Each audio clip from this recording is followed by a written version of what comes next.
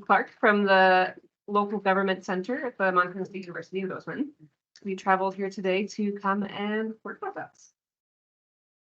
Yeah, Anything else I can say? no, that's good. Dan's amazing. That's all. I'm amazing because they drove here. That's my big thing accomplished. Did everybody get, did everybody got a handout or a package? We're good. Oh, there's anyone else? All right.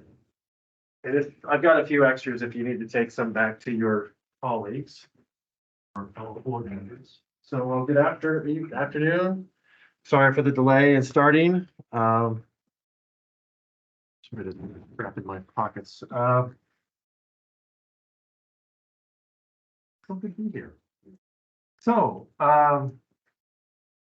all you all are probably serving on some sort of a board. Is this a group that's more city focused or county focused, or you're a mix? Who's here with the city board? A few. How about county? You must be the rest. All right. So it's a mix. Not that it matters, but it's just good to know who's in the room. I'll grab more of these. And as was said, my name's Dan Clark with the Local Government Center.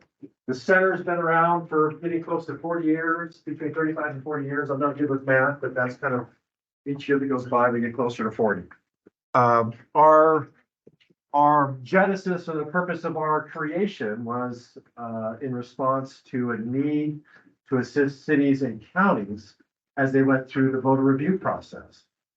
I don't know if any of you know what that is, but the voter review process is going to start again next year. This is the thing that's unique to Montana. It's part of our constitution that says every 10 years, cities and counties vote on whether they want to study their current form of government. And if the voters vote yes, then they elect a study commission, and that study commission then examines the existing power, form, and plan of government, compares it with alternative power forms of government that are an option. And then they can choose to place something back on the ballot saying, hey, we recommend that the city or county adopt something different than what they're currently operating with. So it's a very Jeffersonian idea that we're gonna, kind of reinvent ourselves as times and needs change, that we create opportunities with the government to be responsive to that. So like I said, it's unique to Montana. No other state does this.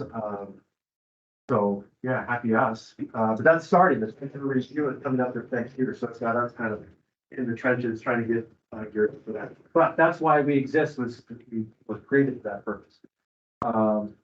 We now have in Title 20 of the Montana Code Annotated is our mission statement that says we're building capacities of local governments through technical assistance, research, and training. So doing this here tonight is part of meeting our mission of providing training to local governments, and all y'all are part of that local government umbrella.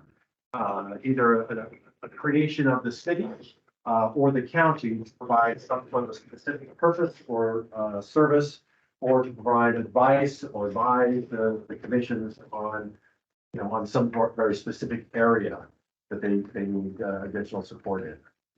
So that's a little bit about me. What are some of the boards? There's a lot in the room. I don't want to go through and do all the introductions, which would be fun if we did, but that takes a lot of time. I wanted to get you out of here by 10. 10 o'clock. If I'm still going at 10, you can all leave there, fine. But what boards are represented in the room here would be interesting for me and helpful for me for trying to tailor the presentation to your particular needs. So what are some of the boards that are serving? Okay, so East Missoula Community Councils. How many community councils are there? No, so I guess so. This is per county. So there could be six or seven. There's seven. Good questions. All right. So there's seven. How many other community council members? Clinton, so new. Yeah. How new? Like a year? No, it just went into effect June 1st. Wow. Well, Yeah. good for you. Yeah. Well, congratulations. And were you appointed initially? Yes. Okay. Yes. And then you'll stand for election. Yes. How many of the other community council members were appointed because no one else ran? Well, welcome, and thank you for saying yes. You guys need handouts? How many more do you need? I just need one. Can you need one? There. So we got community council members in the room. What other boards are represented here? Mountain Line, Transportation District, Transportation District, and that's with the city or county? Beadswood County. Oh, good. Where do we need it? Lord, here. So it's a district by yourself, created by whom? Well, it's board members started, there were members also by the county and by the city, so it's really, it covers the county, but includes the city. Okay, so it's probably created by either joint resolution or by the county. Yeah, okay, We've got cool. Transportation, good. What a else? couple on the chat behind you. Oh, adaptive recreation, aging services, Bonner, West Riverside. Cool, that's good. Any others?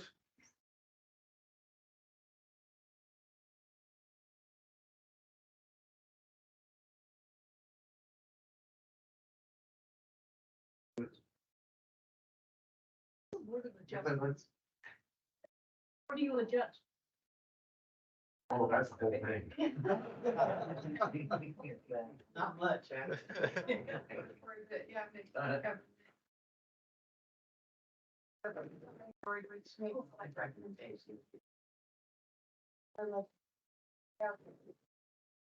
Yes, you have a planning board that says, here's the rules we want to live by, and then some people say, yeah, but that doesn't work for me. I need to have permission to break the rules. And so then they go to board of adjustments, they say, can we encroach on our setback? And they say yes or no, or if we build our fence higher, lower, further out, and so they're saying yeah or no, and then if they say no, the appeal is go to the court, district court, say, we really want our fence this high. Anyway, Yeah.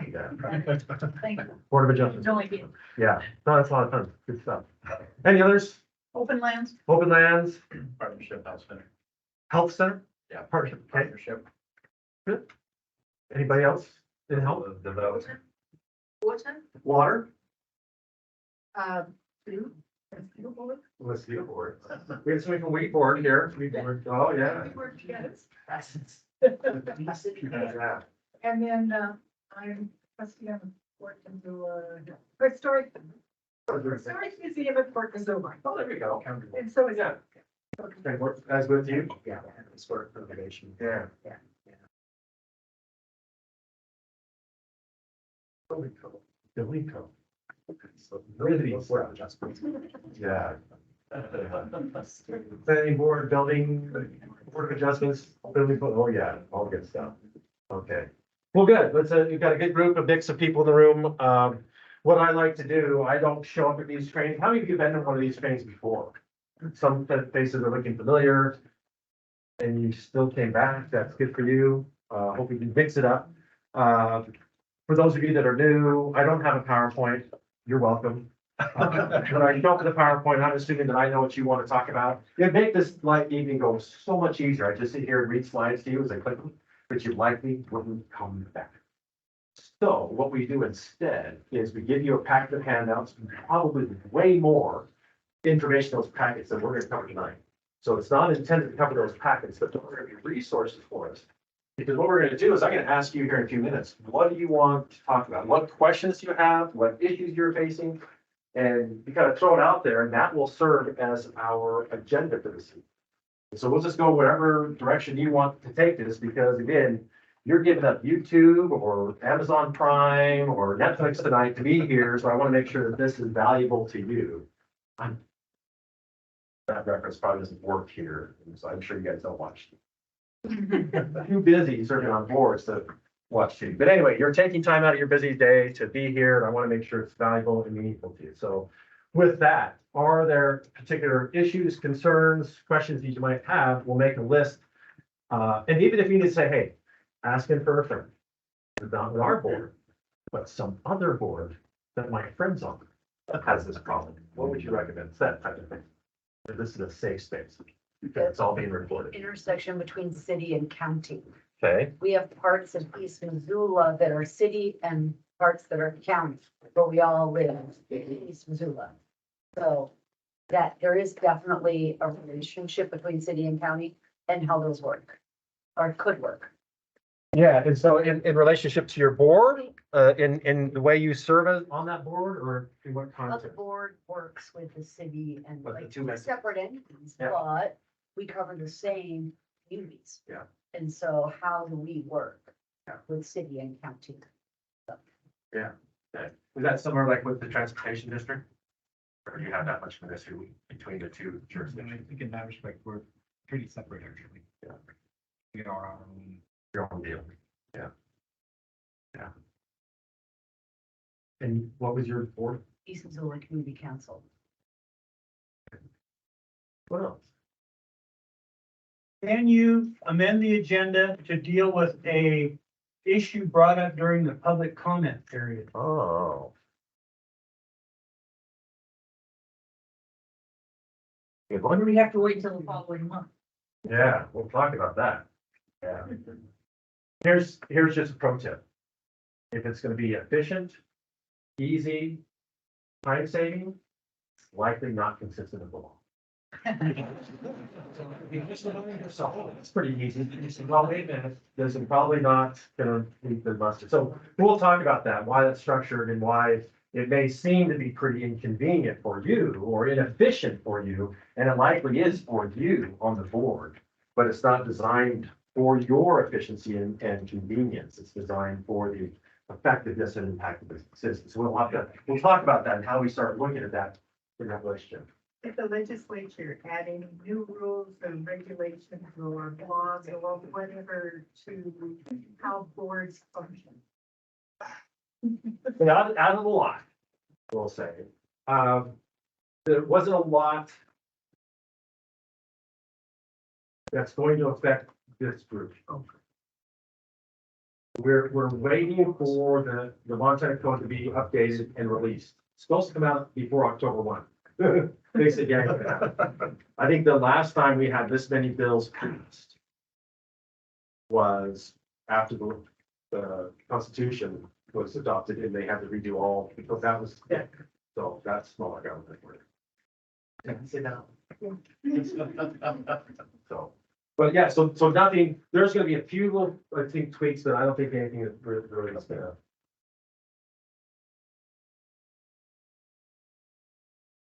There is one that I don't think would be in this packet, but what they have found around the state, there are, not here, but there are a few boards that have just checked out. People will scramble to get on the board so that they can shut it down, like a new water district or a new sewer district. And so they'll get elected to be on there and then they just won't do anything. And that's how they can stop the progress of that sewer district. And so that becomes frustrating for those that want the sewer program, but their elected officials are refusing to act. And so there's a couple hotspots around the state. And so what the legislature did is said, look, if that is the case, you can, I think, have a very small barrier bar that they have to hurdle over, and that's to get a petition signed by a percentage or a number of people. Take it to the county commission. They give it to the county attorney. The county attorney investigates it for merit, see if there's any merit to the claim and the frustration. And if there is, and then they call us unmandated, anyway. So they call us, we come out and do training for them. And if they continue to do that, to not act consistent with their duty, then the county commission can boot them off. So that's the new thing. They've been trying for a couple of years. How do we solve this problem that exists around the state that we really need for progress, and people come that up. So that's kind of exciting. But we'll wait to see what that looks like in the law. What else? Meeting. Okay. What does that entail? And I think it gets interpreted differently by different boards as far as when you have a quorum, what you can do, what you can't do, all that, how does that work? And if you're just going, say, on a field trip, and you have a quorum of your board, does that matter? Yeah. Not really other types of business. That could be, field trips for weeds, for mosquito maybe, for the planning board or something. Let's go out and take a look at this and get a sense of what's going on. And do those have to be noticed? Yeah, so let's talk about that. What does that look like, when we are active in that way? Not just having that one particular, meeting. So we'll cover that. That's a good. Down here, we'll see, we do field trips, you know, I don't think that we noticed. Yeah. Yeah, there are these 6 things we'll talk about, 6 things that constitute a legal meeting. Those 6 things have to happen, and if you're doing 5 of the 6, it may not be a legal meeting. So it depends on there's one that's a convention in there, but we'll talk about that. We'll outline that for you to get you feel comfortable about what I hope to have you when you leave here is you feel like, oh, I understand now the space we operate in. And so I feel pretty comfortable operating in that space. And then where, if we start getting outside of that space, ding, ding, ding, there, I'd better ask some questions to make sure that we're consistent with law. Yeah.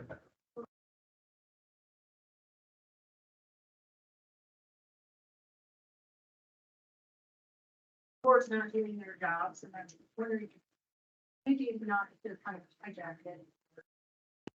Structures, but they're just not doing what the bylaws said they're supposed to do. They show up at meetings, maybe in the meeting. Delegate some tasks, somebody just do them. But then also, I have a separate question that I have. Can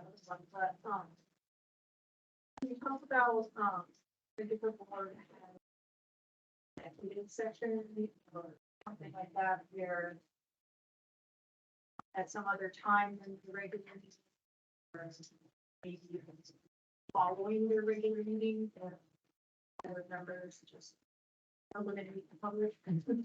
Yeah. We'll talk about that. We'll talk about the executive session. Jeff, not. To repeat the questions or summaries. Okay. So the speaker is over here, this will. Oh, so whatever's closest to that, picked up the repeat questions for folks online. Yeah, so are we good with that? You're pretty close, so I hope you got it picked up. So, all right, but now nobody over here can talk, because. Very loud. Yeah. What else? Anything else?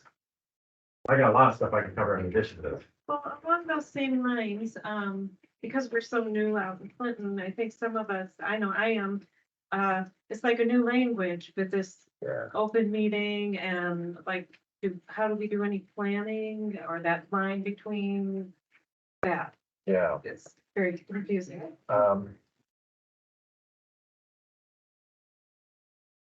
Yeah, so I'm trying to think how to phrase that, but it's how do we get the work done in the context of being a public board?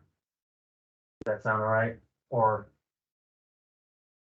I mean, we want to do the right thing, yeah, but are we not allowed to talk to each other in between meetings or? yeah, we can talk about that, and that we can get when we come back to the meeting and all that stuff too. But it was.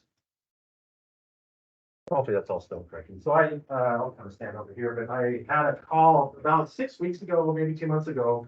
There was a fire district board that had been meeting for, I don't know, 30 years. No one ever showed up. They just kind of did their thing. They'd show up and they would sometimes notice their meetings, sometimes wouldn't. But the community didn't really care, that accountability thing there, right? There wasn't a whole lot of accountability. And they were just well-meaning people trying to do the right thing. We want to provide sufficient fire protection for our neighbors and for ourselves. And it got to a point where the fire chief was acting inappropriately and they needed to terminate the fire chief. Fire chief rallied all their friends to show up to their meetings. All their friends, about 6 months ahead of that, had attended one of our trainings. They knew what the rules were, and they were finding that this little fire district board was not following all the rules. So they were just hammering them about process and breaking the law. They're like, whoa, we don't know what's going on. And we're just trying to do the right thing. So anyway, they called me up and said, hey, can you help us? And they were very willing. Just tell us what we need to do. We're not unwilling to do whatever we need to do. We just don't know if what we're doing is right or wrong. We're being told all sorts of things. We've got this history and tradition of how we've been meeting that we're starting to be challenged by the public saying that's not right. And we don't know, should we believe that? And anyway, it was a big mess. So we went and spent a good 3 or 4 hours with them one evening. Very appreciative. Now they text me their agenda every time. Does this look good? That's right. Can we post this now? So, but yeah, they're wanting to do the right thing. They want to, honor the process. They just had never engaged in being trained. Anyway, so that's my hope, is to help you feel more confident about your service. I was wondering, and I don't know that it needs to go up there, but we're all on various community councils or boards and are getting training. But what about the staff members that that help manage the board I'm on? Do they receive training like this? Do they know what's right and wrong? Or- So there's, Assuming, depending on who they are, but go ahead. there's not a formal training like this, but there is on the job training, and we've got internal manuals and policies. Okay, So, I don't. Hopefully, if your board has a staff member assigned to it, they're helping guide you and steer you through the process. So, and here's the other thing is that I think is really important. Having good procedures and bylaws, rules of procedure bylaws are going to be really important. Having a good competent staff is going to be important. What I'm interested in is that you have so much volunteer energy and effort that you're going to put towards this process. I want that volunteer effort to be invested in impactful work.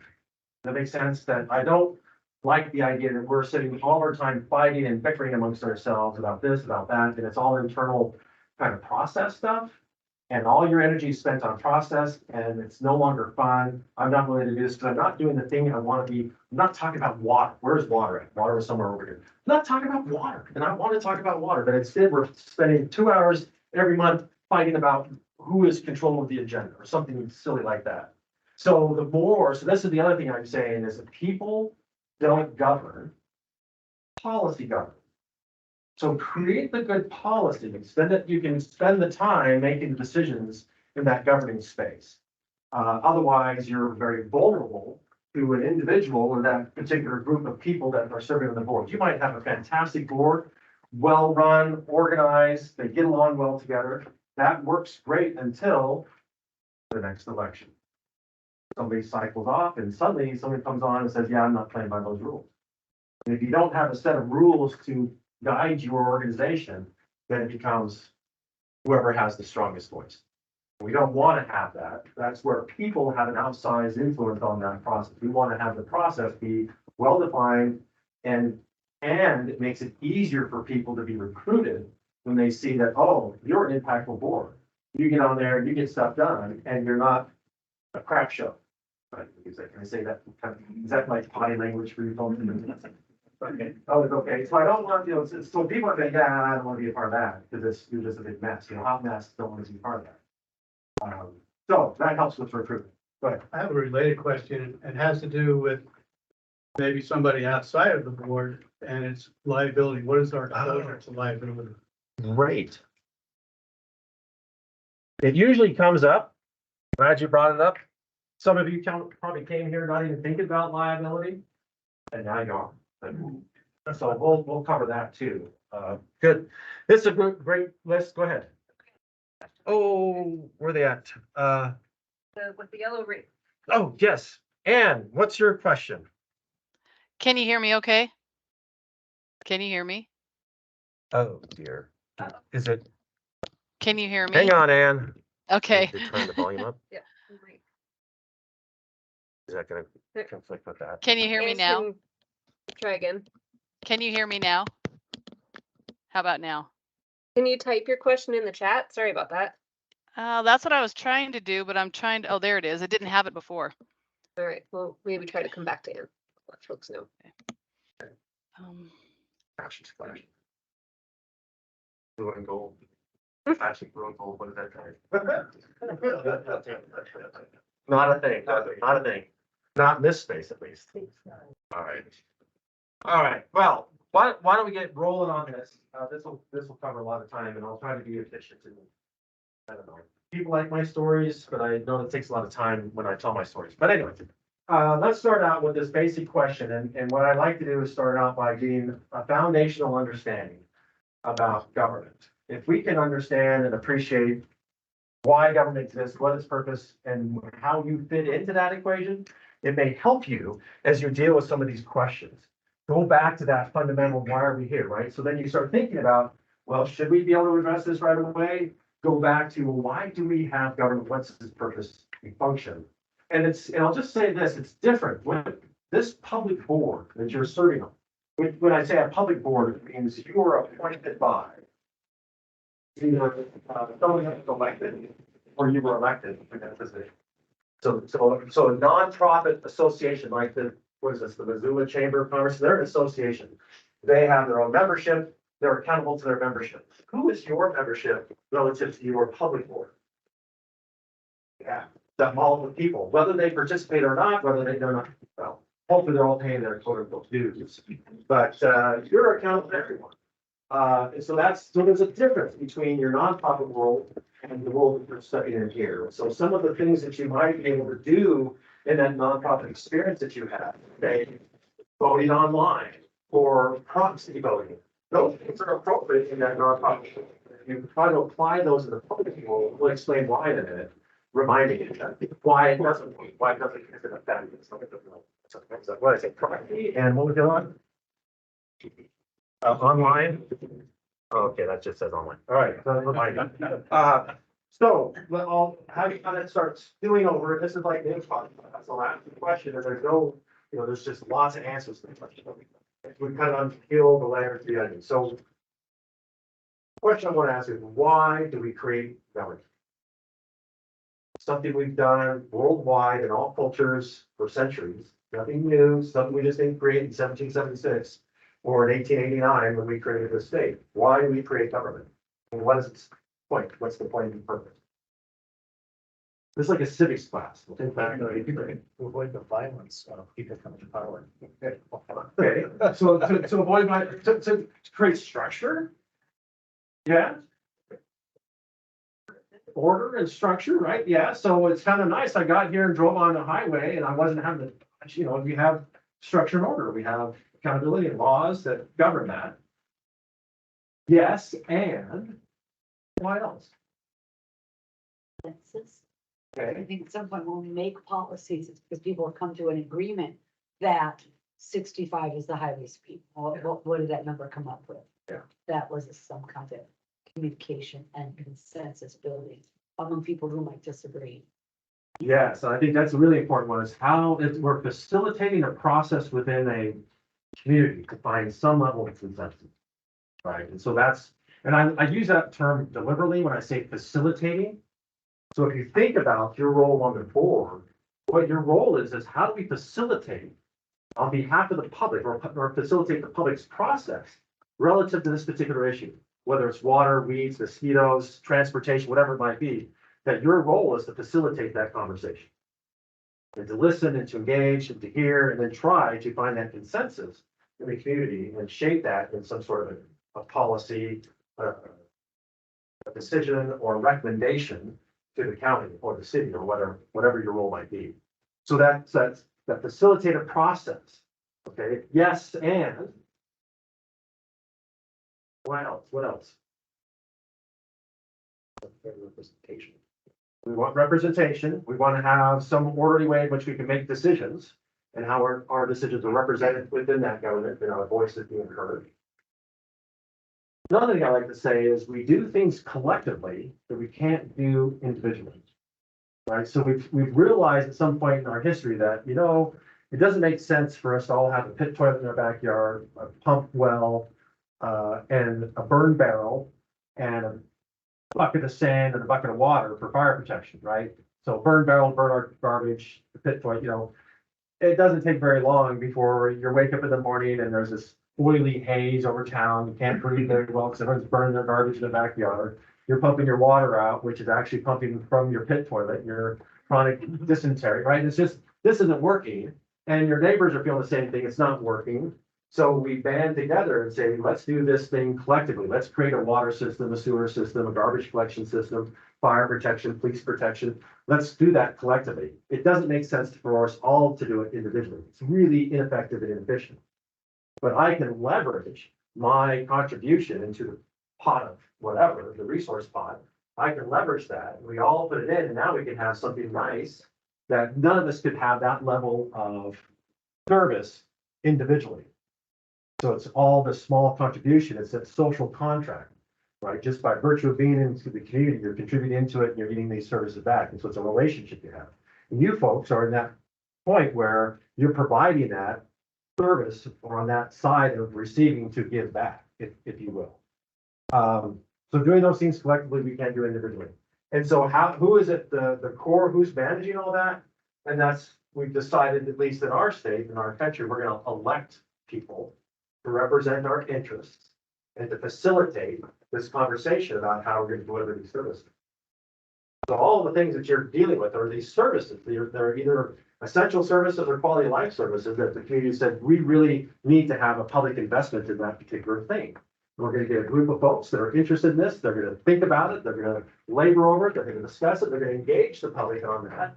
And they're gonna try to formulate some sort of a return, right, of the service back to the community. So you're somewhat at that pinch point or that neck in the process where it comes to you, you process it, and you deliver something back out. Is that making sense? So this is the foundational kind of understanding. So we have a constitution that we've created that kind of gives us that framework and outline. That says, okay, this is how we're gonna operate. This is our expectation of government. Its role, its responsibility, its duties, and its limitation. And here are the rights and privileges of the citizens that they serve. And then how we balance that. So that we start out with that constitution, right? So we have, let's start with pink and what's another fun color? Orange. Orange. Where'd my bucket go? Back here. Pink and orange. Is that pink? Pink and us? All right. So 1972, well, that's a 7. 1972, we adopted a new constitution, right? First one was created in Constitution in 1889, right? So it wasn't very, I don't. No.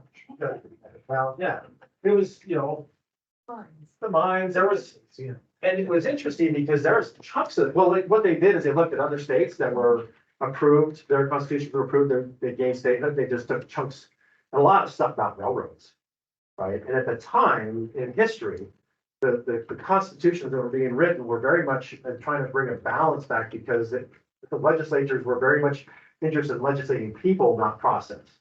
And so they kind of, anyways, it's kind of interesting to see the flow of constitutions in this country. Anyway, ours were reflective of that time, and then our 1972 constitution was a reflection of that time. So where was the seat of power in Montana in 1972 or prior to that? It wasn't Helena, we'll just say that. The seat of power in Montana was not in Helena prior to 1972. It was in, Butte and Econa. That's where the seat of power was. And people were kind of frustrated because government wasn't very transparent. It was very opaque. Their ability to participate in that process was somewhat shrouded in mystery. They were traveling long distances to come to engage in the legislative process and realize, oh, the decision's long since been made. I'm not affecting any change here. All that kind of frustration. There's a lot of things in the state that were going on that generate a lot of frustration. And they decided, as a state, we voted to say, let's have a new constitutional convention, adopted this new constitution.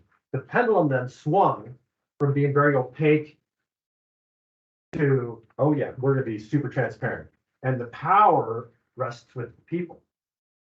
I talked earlier about that voter review process at the very beginning of our conversation. That's a new, unique thing. No other state does that, where we want to have the people deciding how should our government look and how should it function. So that's that swing to that other side, this transparency that we are facilitating for the public, their processing. So okay, so we have the 1972 Constitution. It's a super cool document, I think. Then who gets it once it's adopted and voted in by the people? So we all consented as a state. So yeah, that's good. Lots of lawsuits. They're all settled in favor of the Constitution. So there we go. Then who gets it next and what do they do with it? What do they create? Yeah, the legislature gets it. And they create the Montana Code Annotated. That's in state laws. What they're trying to do is take this 72-page document and say, how do we operationalize that? How do we make it something that we can use and follow and gives us clarity on the implementation of those expectations of the Constitution? So it goes from 72 pages to tens of thousands of pages here, right? If you've ever seen the MCA on the shelf, it's like, takes that much space on the shelf. So we get the MCA. And the MCA, fortunately, well, it's harder to say this now, but usually the MCA stays at a particular altitude. Constitution is like 30,000 feet.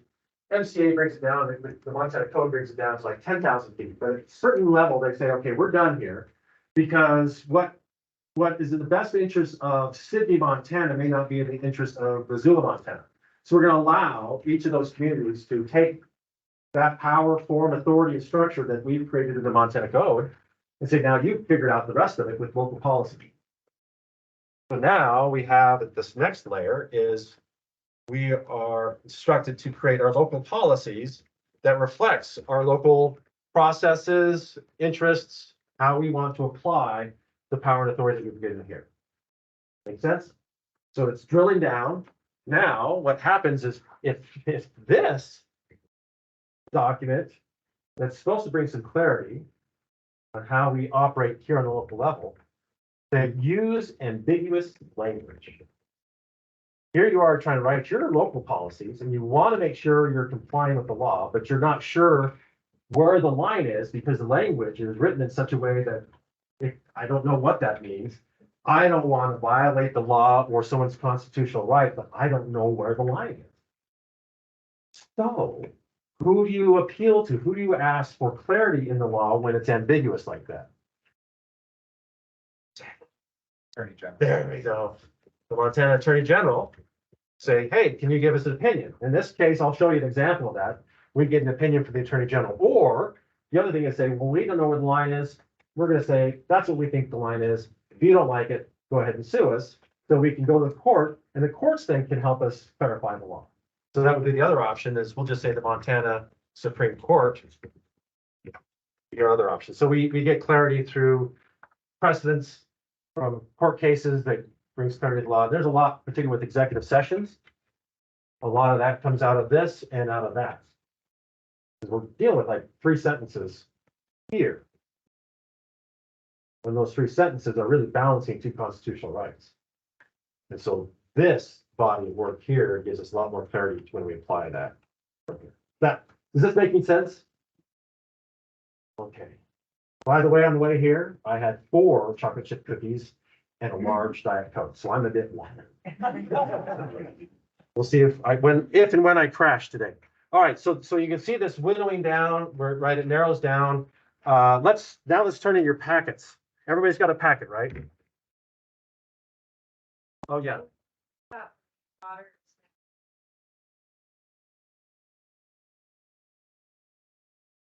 Need more chocolate chips or over Woo! for you. Yes. I travel the state quite extensively, and I know where good bakeries are. There's one in Townsend, and unfortunately, I drive to Helena a lot.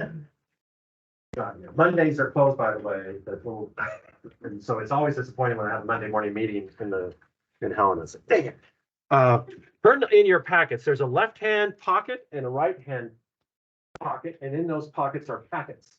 And those packets are labeled L1 or R and L. So we're going to look at the left-hand packet, L1, and we're just going to quickly go through what this looks like and how this applies. I have at the top of page L1 3 sentences from the Constitution. This is going to be from Article 2, which is our Declaration of Rights in the Constitution.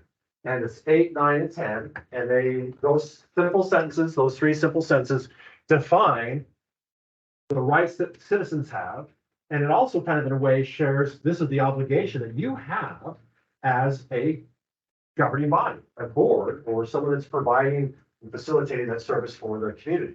So we look at the right to know, the right to participate, and the right to privacy. So the first one, right to participate, is the public has the right to expect governmental agencies to afford such reasonable opportunity for citizen participation in the operation of the agency prior to final decision, as may be provided by law. Ding, ding, ding, legislature create a law that ensures that the public has the ability to participate in the operation of that agency before you make final decision.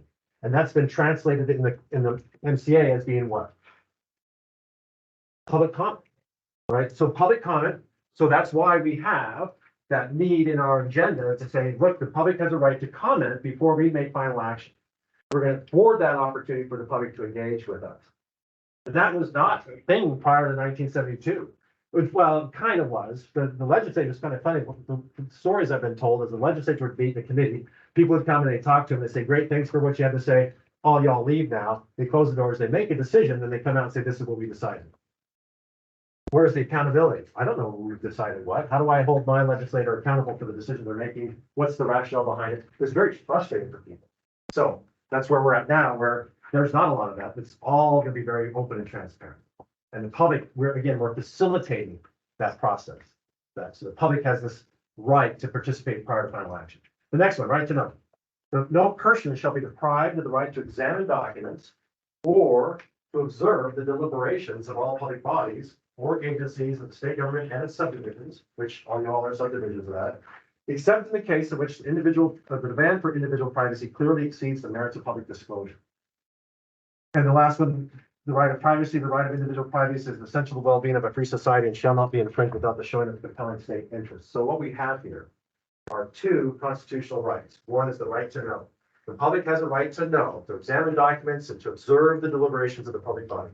On the other hand, as individuals, we have a right to privacy, which, by the way, is not even afforded, it's not even mentioned in the Constitution. That right federally is given to us through the Supreme Court, has said it's implied there. So, but in Montana, we said, oh no, you got a constitutional right to privacy.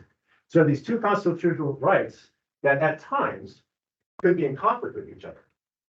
Well, you've got to decide as a governing body, are we going to violate the public's right to know and honor this individual's right to privacy, or violate this individual's right to privacy in lieu of the public's right to know?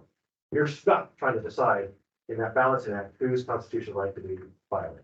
And that's kind of high bar stuff. That's stuff that, if not done well, ends up having the courts say, pick your favorite whole number, add zeros until we tell you to stop. Right, so it's very costly. And I'll give you, just to scare the bejeebas out of you, is there was a city, I won't mention the name of the city, but it was Great Falls. They ended up paying $500,000 to an individual whose right they violated, because they made final agency action on an item prior to allowing public comment. And that individual, various reasons why this became an escalated to a point where lawsuits would start flying, but ended up paying this individual $500,000. And I think there's another chunk of money that was paid for attorney's fees, court costs, all that other stuff. All paid by the city, and this and in the ensuing story is the individual was charged with trespassing, disturbing the peace, assaulting a police officer. It was a whole thing. The city they had to drop all charges because all that activity happened after the city violated this individual's constitutional right. And so they said that was on you. So she walked scot-free with a big old fucking check. And here's the other thing that's pretty cool. Courts don't care how big you are, how big your piggy bank is, right? There's a standard that's been set. We've got a baseline. This was back probably 10 years ago. So inflation, this has probably gone up. And the law allows jurisdiction, the city, the county, and the special district to, if your insurance company is not going to cover you on this, you can assess a judgment for 3 years. You can increase taxes to pay off the judgment. You can do that in 3 years.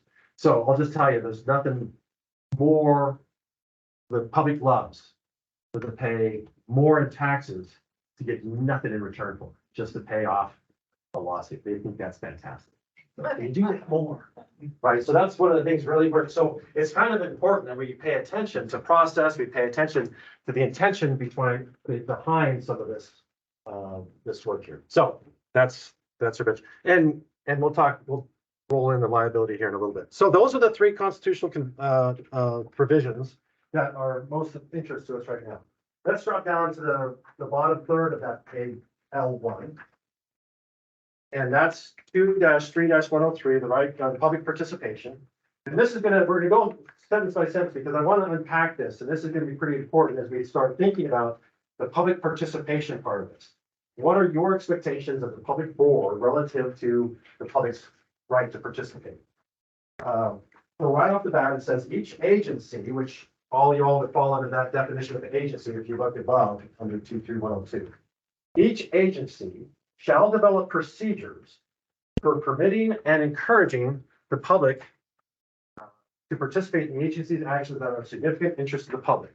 So you need to develop procedures, right down here, local policies. And so this is the thing where the legislature hasn't defined exactly how you do it. They say, look, you need to develop your own bylaws or ground rules, whatever you want to say, whatever you want to call it. You've got to do that locally because the Clinton community council, how they want to operate, how they want to roll may be different than where's another one? East Missoula. You may have a whole different way you want to approach having your meeting. You might want to meet on Tuesdays at noon, you want to meet on Fridays at 4. And, you know, your agenda is going to be ordered and organized this way, your agenda is going to be ordered and organized a different way. That's fine. Just write it out in your policy. That's your ground rules. That's what is to be expected when you engage with the public. And if you don't have that set of ground rules or that rules of procedure or bylaws, then it becomes a free-for-all, right? Where people can then push you, because what are the rules? How do I engage you? Well, as long as your ground rules are consistent with the law, that's fine. You can have those and they could be different. So this is where I'm saying that altitude that the legislature, we want them to stop at a certain point. Other states, they dictate this to the local governments. They tell them exactly when to meet, where to meet, how to do all this stuff. Their state codes are like huge and complicated, and they're always messing with them. Because there's all these different challenges that keep cropping up, and they say, well, how do we deal with that? How do we deal with this? So we've decided not to do that in Montana. We've decided, hey, you guys can figure it out, but you need to develop your own procedures for permitting and encouraging the public to participate. And I want to point out too, the other thing I want to point out is permitting, which means we're telling you date, time, place, we're going to unlock the door. The next expectation is we want you to encourage the public to participate. So now you have a statutory expectation to do more than just say, hey, here's our notice in 3 locations around the county. You know, we're inviting you to come. But so what would you consider to be something that you're doing that's encouraging the public to participate? More than just putting your 3 signs out and your 3 notices out, 3 cookies. I would come just for that. Yeah, so make it inviting, make it accessible, make it a place where he sits. Yeah, we want you to come and be here. What else? Yes, and talk it up. If you've got a Facebook presence or some social media, you've got a website, you can put it out there. If you maintain an email listserv that you can email, you know, if you are interested in learning about what our board is doing, we will send you a packet, whatever other supporting information, and make a list and just email it out. When you're emailing out the agenda and its packet to the board, just hit it out to that listserv as well. So everyone's clear. So there's a lot of things that you can start thinking about. How do we push that out? People may not attend, but they're aware. They know what's happening and they can decide whether they want to or not. We'll talk about that too. What does it mean when we use the term notice? What about just meeting at times? That's another thing. So instead of 6 o'clock in the morning on Mondays, you wonder why you can't even get the board to show up. Yeah, and this is what I find interesting with some county commissions. You guys might do this here in Missoula too. Do they have meetings that they move around their county? Not yet. We talked about it. It's on the list. Yeah, they don't want to go to Condon very quick, right? Things cool down in Condon before we head out. But that's what some like Lewis and Clark County, they'll go up and have a meeting in Lincoln, in Augusta. You know, Augusta is like 40, 50 miles, 60 miles away from Helena. That's a long old drive. Or Lincoln. They're kind of isolated. Augusta feels more affiliated with Teton County than they do with Lewis and Clark County. So they'll make some of those efforts, and they might have in a quarter, they'll say, we're going to have a meeting in each of these locations around the county, just to allow those communities to engage.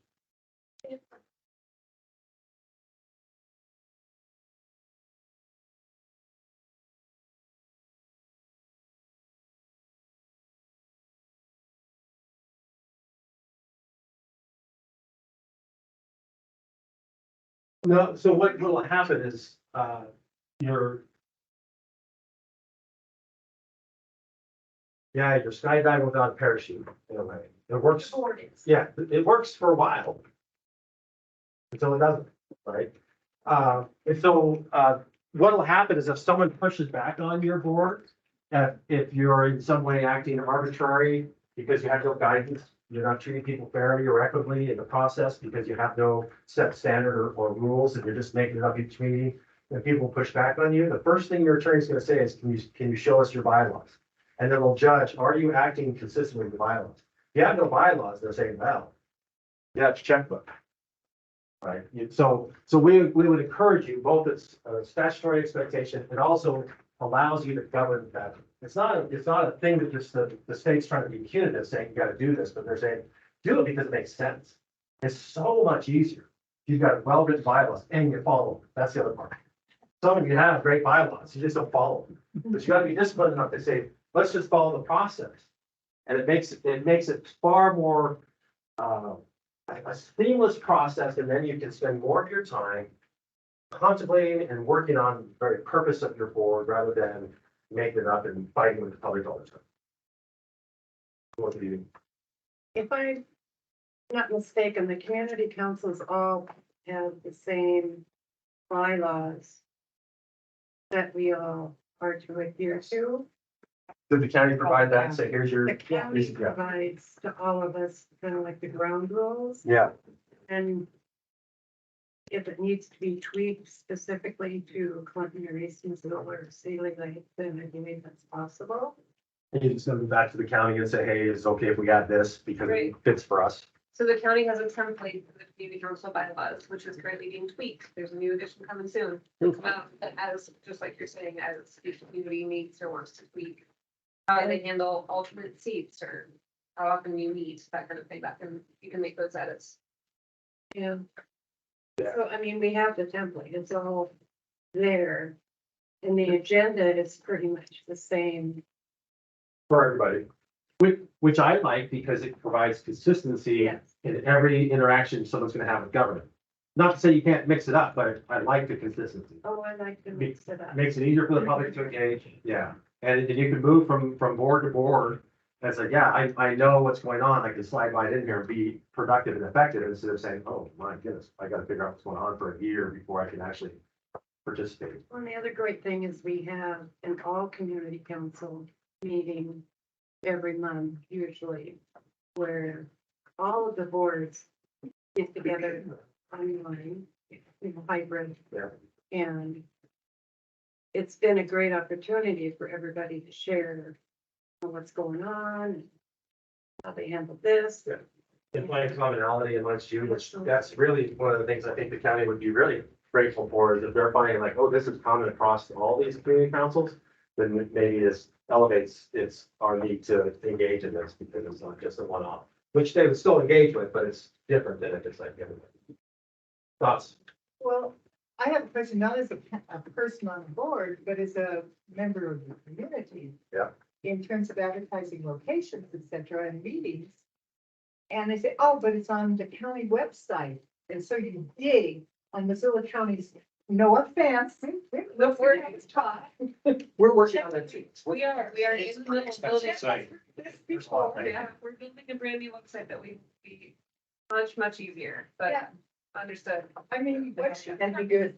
spend an hour and a half looking for the county, whatever. You meeting. feel really encouraged to participate, don't you? Oh, yeah, I Yeah. could give a lot of opinions. I could be a Karen on that one. Here's- What's interesting, now look at the next sentence. We just had the one that said we're encouraging you to participate. Now, the next sentence says, the procedures must ensure adequate notice and assist public participation. Yeah. So not only are you going to encourage, but you need to assist that And participation. you have to be able to find it, Yes. not buried on page 7. And so that, and I don't think it's an intentional thing, but it's complicated. Other counties, I would say, they make it intentional.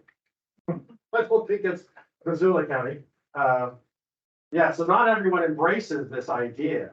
You know, anyway, okay, so, the other thing I want to point out, so both the assist public participation, the other one was to ensure adequate notice. That's that big fuzzy gray area, right? When they're using ambiguous language and you're trying to say, all right, we want to make a policy that ensures adequate notice to the public. Because that's a line, right? We might have a line, what is adequate and what's not adequate? With an ambiguous term like that, do we say, is it 72 hours or 24 hours? And, and what might be adequate for you may not be adequate for you. So if we're trying to write a policy, I need some guidance on that. And so this is the case where they went to the Attorney General and said, could you please give us an interpretation? What do they mean when they said adequate notice? And the Attorney General of Missouri in 1989, I want to say, or 86, anyway, somewhere, came back with the opinion that it would be 48 hours would be considered sufficient notice prior to contemplated action. That amount of time should increase with the relative importance of the decision being made. Well, there's some clarity for you. So I'll just say on that other aspect of it, right? The amount of time should increase with relative importance. Usually that's not a challenge or a problem, because if there's something important, decisions being made, it's likely showing up on multiple meeting agendas. As you're laboring through that process, leading to final action. It's rare, and I would say probably inappropriate, if you just showed up at a fire district meeting and the first time it ever shows up on the agenda is purchase of a $300,000 fire truck. There's a complete failure if that happens, right? My hope is that they've been talking about the purchase of this fire truck for years. It's been on a capital improvement plan. They've been writing grants. They've been doing fundraisers. All that is to, raise money, sufficient resources to buy it. So when it comes time to actually pull the trigger on buying the thing, it's not like people didn't know it was coming. So that's usually why we're not getting any pushback from the public saying, wow, that was a big decision you made and we didn't know anything about it. Usually because it takes more effort to make those decisions. All right, so that was sentence number 3, right? Okay, and so now we're talking about that public participation, which is public comment prior to agency action. So you need to make sure we're going to the school board. Pinball machine. And they were frustrated. They're meeting there because the school board was just sit there and say, okay, public comment, you got 2 minutes to go, tick, tick, tick, tick, tick, you're done, next. And they would not engage. And the people get up and say, what about this? What about, there's no interaction. And he said, I left there extremely frustrated. I didn't know if I was heard. There was no acknowledgement, no discussion about anything we talked about, or anyway, we'll talk about that in more detail. So he was very frustrated. He said, the way I like to run my meetings as the chair of the county commission, is if they got questions, we'll answer it. We'll try to engage and help resolve their concerns. So it's one of those things, is I'll just say, enter at your own risk. I would prefer that it could, well, on the public comment side, it's easy for that part of the meeting to devolve into this screaming match or a debate. But really, statutorily, constitutionally, you need to allow them an opportunity to make comment. So you decide what level of interaction you want to have. Some school boards in particular have been advised, do not engage, do not interact. Just let them say their piece, let them sit down, and that's it. But that does create a heightened level of frustration. And so they keep coming back. And so the problem doesn't go away because they don't feel like they've been adequately heard. So that's got to be, they'll figure that out eventually. I'm of the opinion that if someone wants to use their public comment time to ask 50 questions, they're not compelled to respond to them. But you got to think about why wouldn't I and how do we do that in a very thoughtful and orderly way. What some jurisdictions are starting to do is they'll take public comment and then they'll have a space right after that for response. But it's not in the moment. Does that make sense? So now here's a chance for the board to try to address some of those general questions, because you might get multiple questions or the same question for multiple people. Say, okay, what we heard here was this, and so they'll talk about it in general terms, but not in a direct back and forth with someone, which could get out of control if that makes sense. So they're trying to figure out how do we still be responsive, but manage the meeting effectively. All right. So now I'm going to get to this next part, and then I'll do a little thing here, and that'll be fun. Oh my goodness, look at that. Yeah, go ahead. Recently, we heard a complaint from one of the councils about the county approving a housing development that didn't conform to the community's public comments.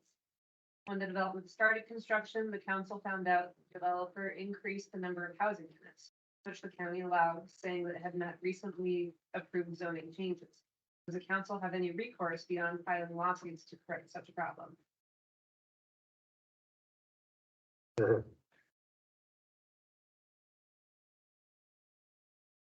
I'm going to try to stay in the policy process side and not get into politics of that. It's fraught danger. So not sure of all the details. So there's always this issue of, say, you've got 12 people that show up at the county commission or your meeting, and they are all adamant about that one issue. And that's all you hear is one comment or, in favor of one side of that issue. And is that what you follow, is just what that 12 people feel in that community at that time? So this comes back to that governing philosophy you got to develop, right? Is I'm representing all the people in the county. We might have 12 people vehemently opposed to whatever we're doing or in favor of it.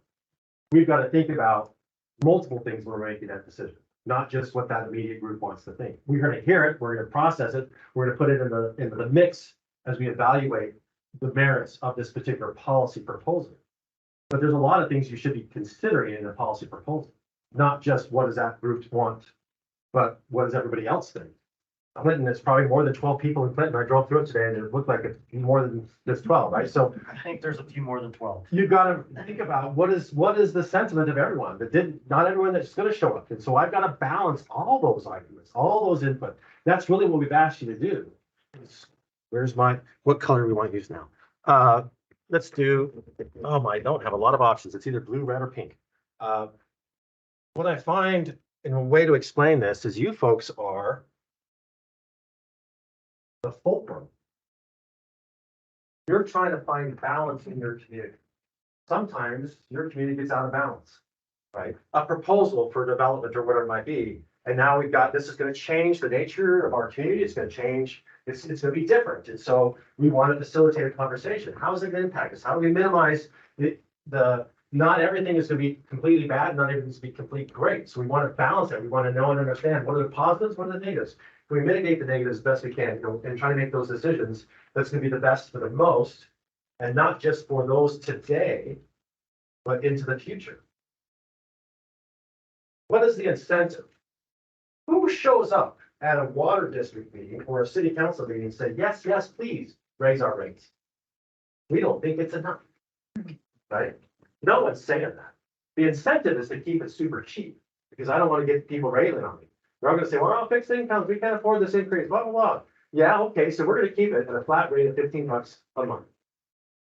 What are we doing then for the future generation? We're pushing the burden of that system onto a future generation. Right? So I was a mayor of a small town. I inherited a system that was flat rate, $15 a month. But that system was put in the 1930s, had a useful life of 40 years. Now it's 2002. They've almost doubled its useful life, and it was leaking. 4 million gallons of water was going through the water meters. 10 million gallons was being pumped into the system. Where's the other 6 million gallons going? Okay, now we go down to the sewer lagoon. And we look at the water going from the delivery, the collection system, the sewer going into the lagoon. 10 million gallons are going into the lagoon. 10 million gallons from the tank, 10 million gallons from the lagoon. We're just high water users. Oh no. We were not only leaking out 6 million gallons, but what else were we doing? Infiltrating 6 million gallons into the system. And that flat fee was not covering even the operations. They were having to backfill from the general fund in the water system, in the sewer system. So the people clearly weren't paying what it cost to run that system.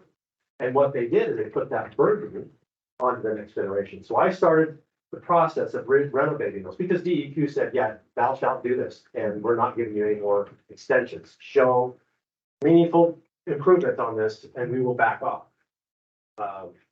So fast forward, so that was in 2002, 2017, I got a call from the municipal clerk and said, we just finished both rehabs on the rehab of both those systems. And I said, what was the total amount? $17 million. Wow. So now $15 a month from decades leading up to that. Now this generation is paying $80 to $100 a month. Now we wonder, I want my kids to return home and live in my community and we can take this, it's like, well, why would I want to? Right? You haven't passed the school bond issue in 50 years and you're proud of it. Right? We haven't made substantial investments in our infrastructure. So why would I want to come back and have a school system that's crumbling around my kids' ears and have to pay all the crap that you didn't? Then what's the incentive, right? So they're smart enough to say, yeah, I'm gonna go smart. That's always a pitch I have if you're trying to, but that's as you're balancing that, right? As you're trying to find and restore balance in your community. Are we making appropriate investments, not just for today, but into the future? And I hear you. No one wants to have an increase, but we also need to make sure it's sustainable over time and it's fair and equitable over time, as well as fair and equitable here and now. So all those things is what you're trying to figure out as you're trying to make recommendations or trying to make decisions. How do we balance all these things? I actually have a slide that I should bring with me or a handout. We got to redo these handouts. I ain't gonna have that. That's a great idea. Thanks for giving it. But I've got a slide that talks about these 7 principles of a good public policy. One of them is equitable over time. Is it financially feasible? Is there political will to act? Sometimes it's good decisions, but people just I don't want to do it. I'm willing to make that call. So there's a lot that goes into that, and that's your challenge in trying to find and restore balance. With me? Does that make sense? So what you're doing in your community is you're moving that fulcrum back and forth. try to find a balance. That. All right, where am I at? What am I doing? The agenda, so I'm like in the third, the agenda of the meeting must include an item allowing public comment on any public matter that is not on the agenda and that within the jurisdiction of the agency conducting the meeting. So two types of public comment. One, public comment on those things on the agenda. This is what we're going to be discussing and deciding today. We want to hear your input. And what else is within our jurisdiction that's not on the agenda that you would like to talk about? Because that is also your duty. What else do you want to have us consider? This is what helps shape and frame your future agendas, is what is the input as we facilitate that conversation with the community. At some point, you probably dealt with this, urban chickens. Right? 50 years, we had a policy, an ordinance saying we're not going to allow chickens in town. We're not going to allow chickens, sheep, goats, horses, cows. That's all country folk, right? You folks keep that outside. We're different here. We're sophisticated. We don't have farm animals. And so, like the early 2000s, people said, well, why not chickens? We can have fresh meat and do things. So we started having the conversation. And that's when you get a bunch of people show up at your city council meeting and say, hey, why not pigs? We have chickens. Why not pigs? Well, we're out of balance. So let's have the conversation. Right? We're going to bring the people in and let's have the debate and let's have the discussion and try to find that balance. There's a town on the Highland. They had to move their city council meetings to the high school gym because there's so many people who want to talk about urban chickens. They couldn't hold them in any other place other than the high school gym. 300 people are showing up. It is winter time. What else are you going to do? Planets go on Canada. And the council, they said, gosh, we can't figure out. We don't know where the community falls in this because they're so passionate about this. So they decided to put it on the ballot and have them vote on it. They actually made yard signs. So people, made yard signs, pluck yes for chickens, pluck no for chickens. So they voted it in, and but part of that conversation, part of that debate that you're having, that you're trying to facilitate is, okay, if we were to have chickens, what would be the appropriate number of chickens? 4, 6, 12? What's the number? Where should we fall on it? And we kind of find that balance there. Well, are we going to require them to have those that have chickens to have a chicken hutch? Okay, is there going to be a square footage? What standards are we going to have? Is it going to be inspected? Are we going to have a permit for that? Are we going to allow roosters or no roosters? All that stuff has to be figured out. And then you have that ordinance that they finally said, okay, we're going to go for it or not go for it. But all that debate, you're facilitating that kind of conversation, trying to find that balance there. It was interesting is after that, it went in place, it was enacted, the ordinance was enacted. And I don't know, 3 months later, guess how many people came in for permits to have urban chickens?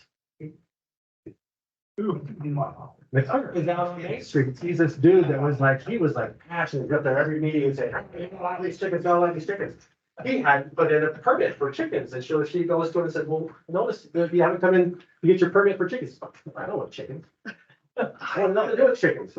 You were so passionate about having chickens. Say, oh yeah, I don't want chickens, but I want those that want chickens to be able to have chickens. And if that's not just an endorsement of the democratic process, that is so inspiring to me that we can engage in these conversations, because it's not necessarily going to affect me or I'm not interested in, but I want to make sure that we live in a community that's welcoming to chickens. That's the type of community I want to have, and I can participate in that conversation. And so that's where the city council finds themselves trying to find that balance, whatever the issue is, right? You're trying to have that conversation. So the more people are involved, that's why we want to encourage and what's the other one? It's the second sentence. Assist. We want to facilitate the process by encouraging and assisting the public to come and be involved, because this is important stuff. Whether it's going to affect you or not, we want to hear your voice. Are you with me so far? All right, let's, so that we have the non-agenda items. We want to make sure that people have an opportunity to come and talk about those other things that we're not necessarily considering. However, the agency may not take action on any matter discussed unless specific notice of that matter is included on an agenda and public comment has been allowed on that matter. Can I answer your question? And we'll talk more about how to operationalize that. Public comment received at a meeting must be incorporated into the official minutes of the meeting. So it's not verbatim, right? So you just need to incorporate the public comment, because that's the record of what is it that went into and informed the commission or the council or the board or whatever you are in making the final decision? What kind of influenced you? What was informing you? And if you're good, you're also articulating that in the meeting process. I hear what you're saying, and I am supportive of this for the reasons of what we heard in public comment. Or, yes, I heard public comment, and yes, I understand that, and it's important to me as well. However, I value these other issues greater than what you brought up. And I get it, I understand it, but this to me is more important. And that's why I'm voting in favor or not, or whatever, right? And I think honoring that in that discussion phase or debate phase of the adoption of a motion is really important, because that gives you the opportunity to explain and articulate to the public why it is you're choosing to decide what you are. And you can reflect what you're hearing from that public comment in that discussion. They feel like, all right, it didn't go my way. I don't like the outcome, but at least I understand that they heard what I had to say, but they just valued something else, which is legitimate. The phrase I've been using lately.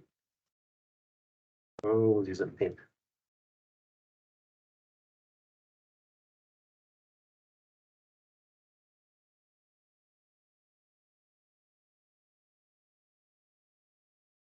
You're not wrong.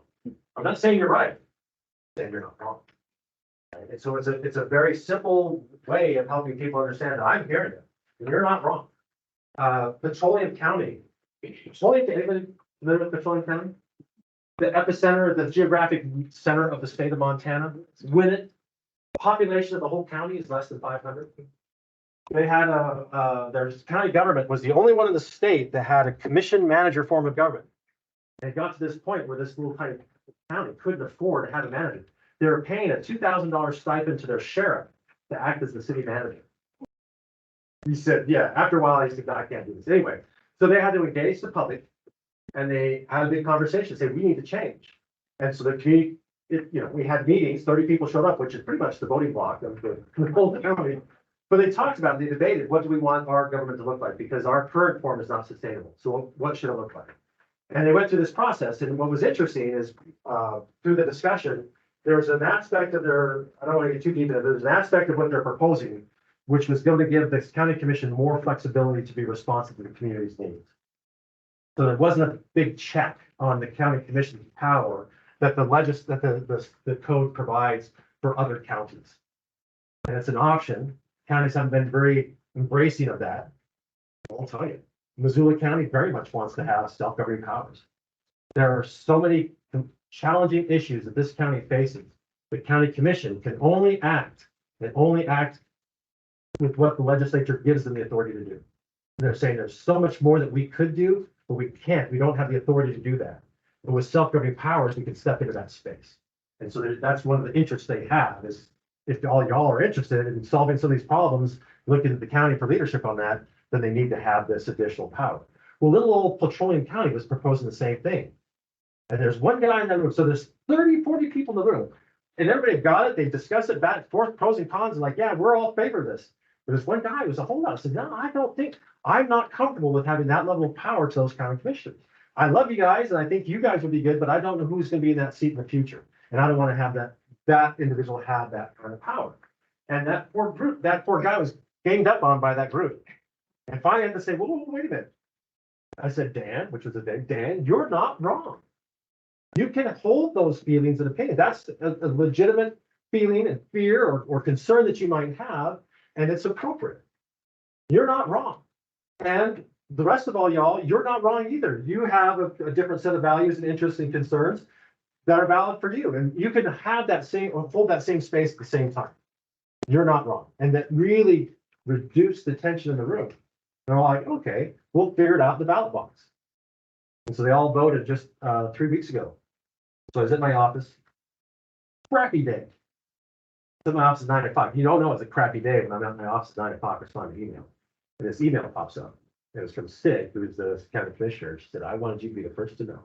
We just got done counting the ballots. And the proposed changes passed. So the last 4 hours of that day, we're good. The previous 18 really sucked. So you're not wrong. It's a good way if you're trying to manage that in the community, or validating people's concerns in your, at your meetings. All right, we good so far? All right, what do we want to do next? Or let's do this, and then we'll do that. Let's look at, we got through all of that ones, sentence by sentence. It's like, wow, we got a lot of handouts. We're gonna go sentence by sentence. Turn the page to number L3. And what we're gonna do is we're gonna identify what are the 6 components or 6 attributes of a legal meeting. What makes a meeting legal? So we're gonna, let's just have you guess, or not guess, because you're very super smart. I bet a lot of you know a lot of these. Legal. What would constitute, what are the different attributes of a legal meeting? Quorum. Okay, a quorum, what else? Agendas. An agenda? Whoa. Great, yes, what else? Notice, Public space, or public comment? public space. Oh, yeah. Yeah, Can I have a community council meeting in my kitchen? no, Like, that's what I've meant. It's got to be somewhere the public can access. and it's not, you're right. I mean, maybe not with Zoom. Yeah, it's not meaning, it's of my 6 criteria, you're right, it's not one of my 6. But yes, you're not wrong. Yeah, you're not wrong. But not what I was looking for, because I'm fishing for minutes.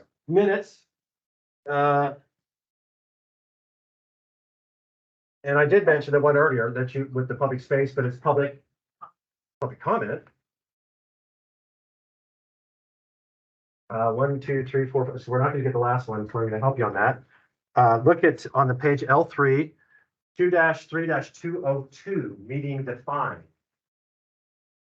Let's use in this part, meeting means the convening of a quorum, got that, of the constituent membership of the public agency, whether corporal or by means of electronic equipment.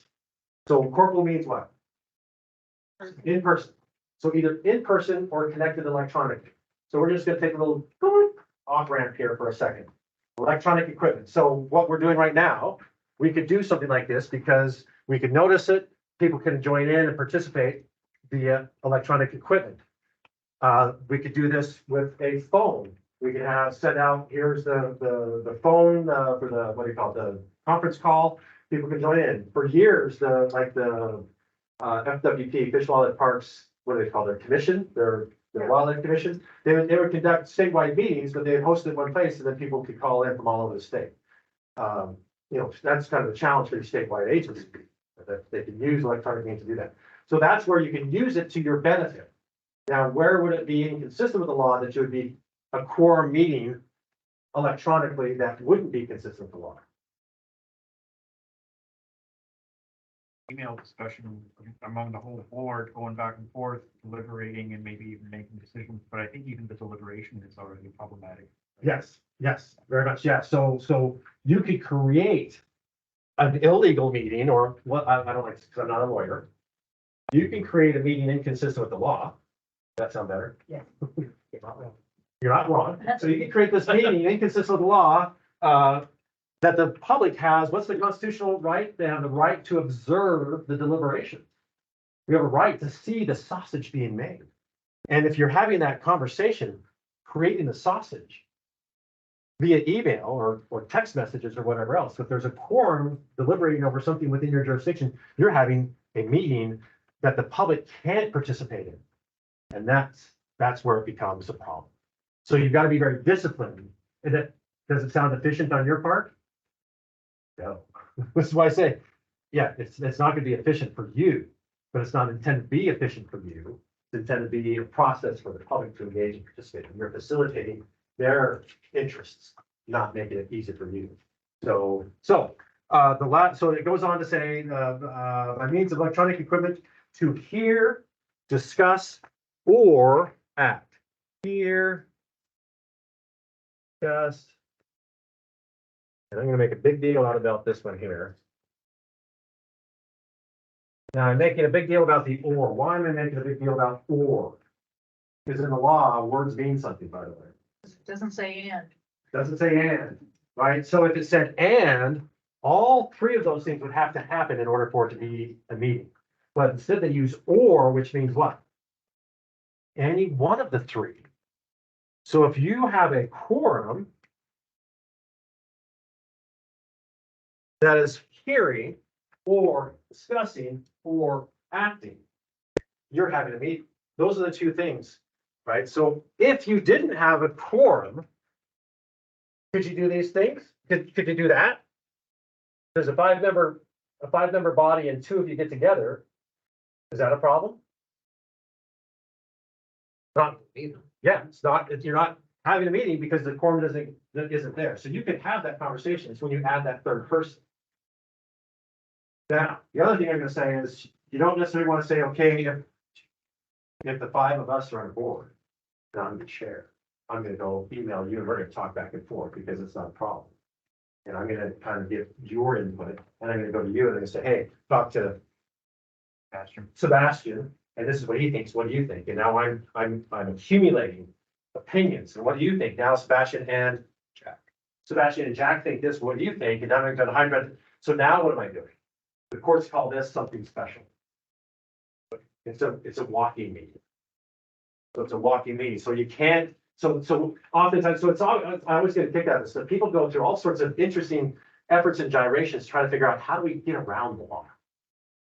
Can I just do that? Can I just talk to them and talk to them and talk to them? And then I'll say, okay, this is what we've all decided. We just come before the public and say, hey, this is our final action. So much easier. Down the road here, where am I pointing? Yeah, down the road, down that valley. There was an airport board. It's kind of close to home. One of you might have been on that board, but they got a big FAA grant. And they thought just like to redo their airport, and that airport board said it's too cumbersome. We got to get this thing going. We got to move on this, timeline. We got, construction season, whatever it is. So they met via email for 6 months and made this whole big plan. And then they put notices all over town saying, okay, we're going to have our big meeting and unveil the new property or the new plan to the airport. And the county attorney just about had a coronary. And so trying to convince them, no, you can't do that. You needed to have all these meetings. You never had any meetings. And so it was too inconvenient. We just did it all by email. And it took, so they had us come and talk with them along with the county attorney and the deputy county attorney. And it took about 2 hours of us prevailing upon them before they finally acquiesced and said, okay, we'll start the process over again. And then they started noticing the meetings. And it was ironic, is probably no one would show up at those meetings. You just got to have a place where you're all going to come together and do it in face or electronically. But you've got to allow the public to observe, and email, where the public can't observe email. They can't see that. And they can't, and someone said, what about a records request? And you get, no, the horse is out of the barn. Anyway, so philosophic approach to that. That's so as you're thinking about deliberating as a board, right? New board, we got to make sure that we're not violating that. We don't have a quorum, which would be a majority of your governing body. So if you have a 5-member body, 3 getting together, that's a quorum. Now you're in trouble. It's a challenge for like county commission. I mean, constitutes a quorum for them. 2. So that's a real challenge for them. Yeah, so they sometimes struggle with that. So how does the field trip work? Oh, field trip. Yeah, so what I would suggest is I would notice it like any other meeting and invite the public and say, we're going to meet at this place at this time, and we're going to be reviewing this. No action will be taken, but there may be some discussion about, so you got to decide what the field trip is. Just like, we're not going to talk about it, we just want to see it. Or we're going to be hearing from the developer, whomever. We're going to be hearing from this. So yeah, we've got a quorum and we're hearing about what's going on with this, whatever's going on. If it's conservation district going out and looking at the 310 permit application out in the field, whatever it is, we're hearing. And that's so oftentimes we would encourage notice the meeting that the quorum of the body will be participating in the field trip. We're going to be at this time, this place, and we're going to be being whatever. The agency will be hearing and discussing the merits of this, whatever. No decision will be made. So but just define that form, be transparent about it. It's not uncommon for these meetings to have a quorum. We don't have a quorum of a body in the room, do we? Two of you. Not a quorum. So again, what we would say is, if you knew a quorum was gonna participate in this training, then you would put a notice out. We normally notice and say, a quorum of the body will be participating in the training at such and such a place, study time and place. No, agency discussion will be held, no action will be taken. Just basically you're saying, we know that you know that we know that you know that we're gonna be hanging out here, but we're not gonna do anything about it. This, we're not talking about specifically your work, but we're talking about process. But we recognize there may be a quorum, which then puts us in this kind of gray area. So I'd much rather be transparent than have them drive by on their bike and say, "Whoa, what's going on there?" So let's start with you, then we'll work our way down. What happens if there's a social event? Oh, good question. Someone shows up.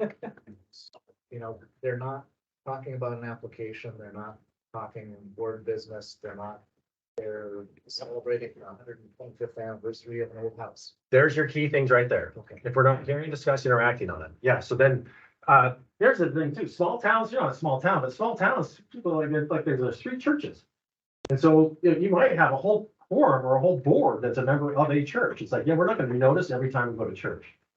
But just be disciplined enough to not be hearing, discussing, or acting.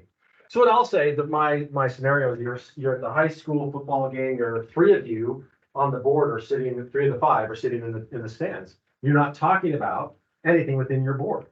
Not a problem. Problem is what is the rest of the public out there looking at you, what do they think you're talking about? So it could be a challenge to trust. And they've got to trust you that we're not talking about board business, which is, okay, that's all right. It just doesn't look good. And then maybe a member of the public walks up and says, hey, I wanted to talk to you about the potholes over on South Third Transportation District, you know, and it's like, now suddenly what happened? Now you're hearing from a member of the public about something in your jurisdiction, you just went into a meeting. So what I would say is like, I'm gonna go get popcorn. And remove myself from the quorum and say, 2 of you talk to Billy Bob, who's yelling about this all the time anyway, I'm gonna go get popcorn. Remove, so you could break up the quorum, could be one strategy, or just say, hey, Bob, we're not here to talk about that. Our meetings are next Tuesday. You can come, we'll talk about that with everybody. Right, but we're here just talking about, you know, the game or whatever. We're not, you know, so you just figure out how you want to approach and the language you want to use in those scenarios. So that good? Helpful? Was this meeting a public, because most of us from East Missoula Community Council have attended this, but was it publicly noticed that this was coming? So since we're a quorum, Oh, you guys are a quorum? we have a quorum We between were online, us and and those. Oh, you're right. but it was presented to us to come to this training. We were not told in advance that this, that, Your birthday's away now. you know. So just write the check now. Yeah. You know, this. No, you're fine. community council. I wouldn't stress about it. So what, you're not What do you do? hearing or discussing or acting on something within your jurisdiction. So we're not talking about, we're Run a talking meeting. about process. Yeah. I don't need to put anything out there. Oh, hey, guys. Yeah, so I would, so that's not a problem. If you huddled in the back of the room and had a conversation, that could be a problem about jurisdiction stuff. And what I would recommend is if you knew a quorum was gonna be there and you're in that capacity, so you're in this capacity as a community council member, right? That's why you're here. You would To do this. learn how to properly run a meeting. I would do this if I wasn't.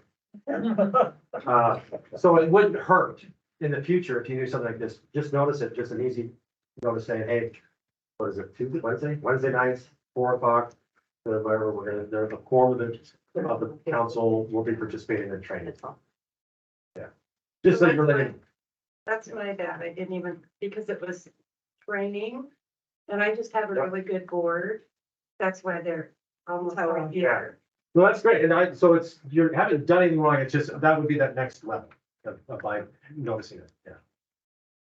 Now, if we want to talk about Oh, yeah. Missoula Let's stop, talk let's about- just, all right, what do y'all want to say about East Missoula? East Missoula, right? We Yep. can turn this into a bad meeting quick. No, I already have my agenda set. So. All right, so is this make sense? So that's the criteria. If these things are happening, then these other things need to happen as well. And if those aren't happening, then break this up. either don't do this or break up the quorum.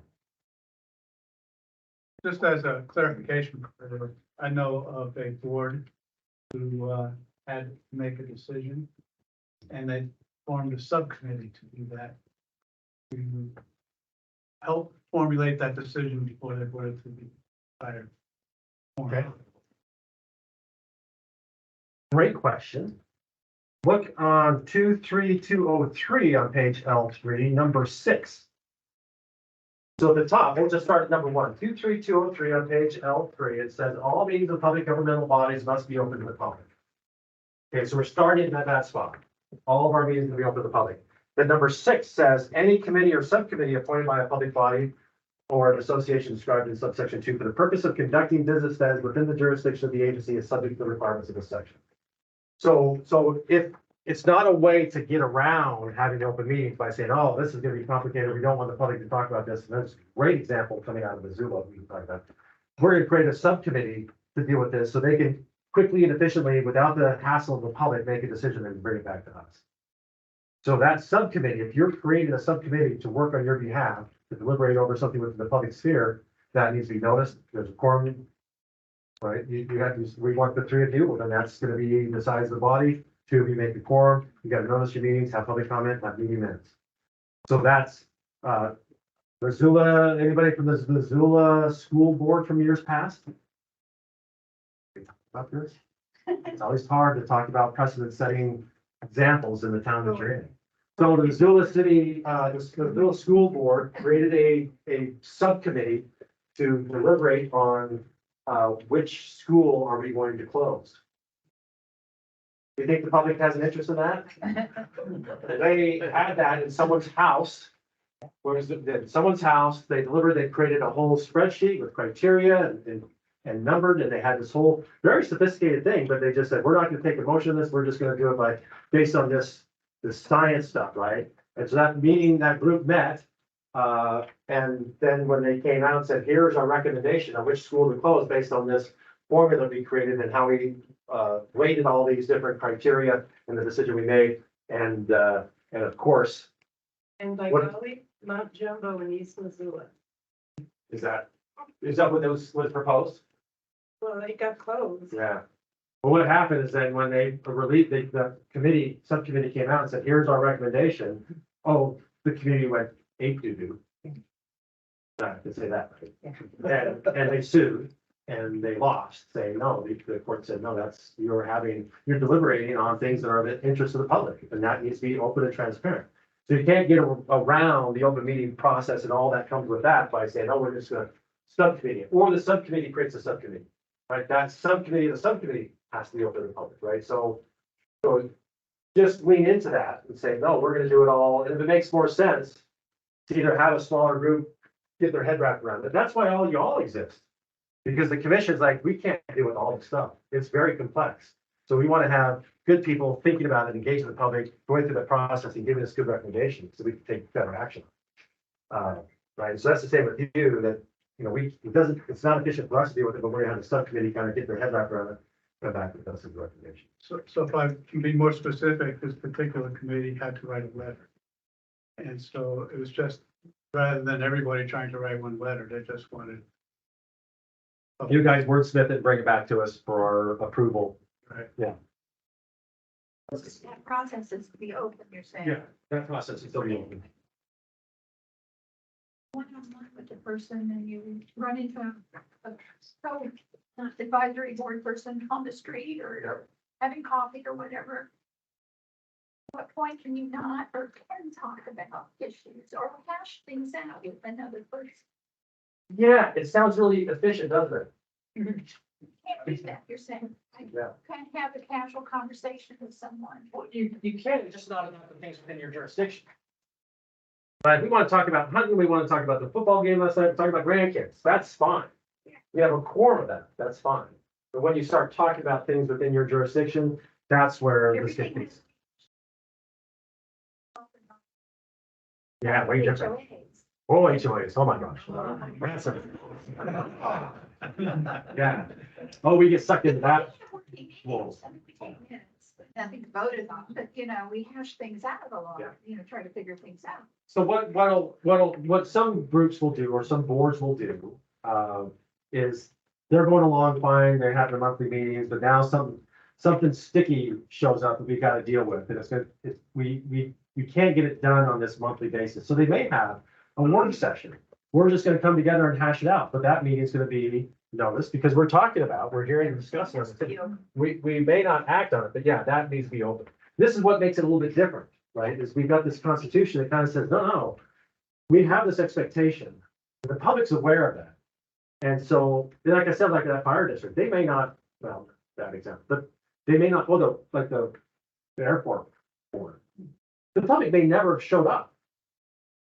But when you roll that out, and it's like, well, I didn't get a chance, even if I wanted to, I couldn't do. Now, suddenly I'm very interested in airport stuff, right? You've really compromised the trust in the public that way. So the more transparent and open you are, and just lean into that, and all the works that come with that, it's easier for the public to trust you. So But it's not nice under your jurisdiction, if somebody corners you in a coffee shop and wants to tell you ex parte communication. and Oh, yeah. You disclose that, right? Yeah, now if we want to talk about ex parte with your board of adjustments and planning board and anybody that has land use decision-making powers and authorities, that's a whole nother conversation about ex parte.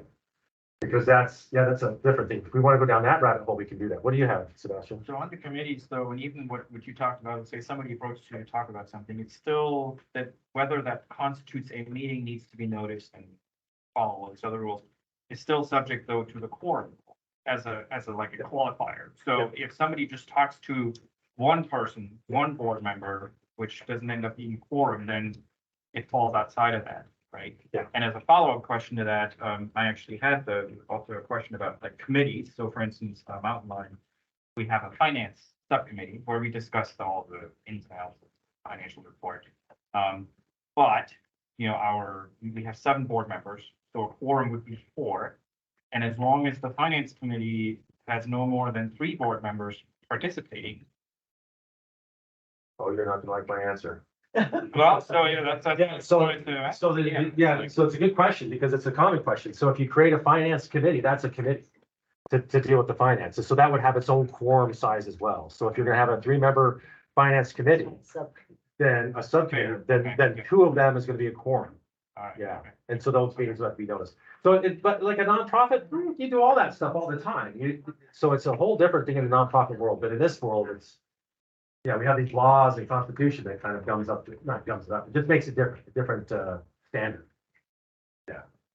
And the one other is that if somebody comes up to you as a board member, or as you're the board member, and they're upset with personnel, or if it's the school board with children issues, you just say, I really can't discuss that because that is absolutely, you just can't do that. Yeah, so there's expectation for privacy, yeah.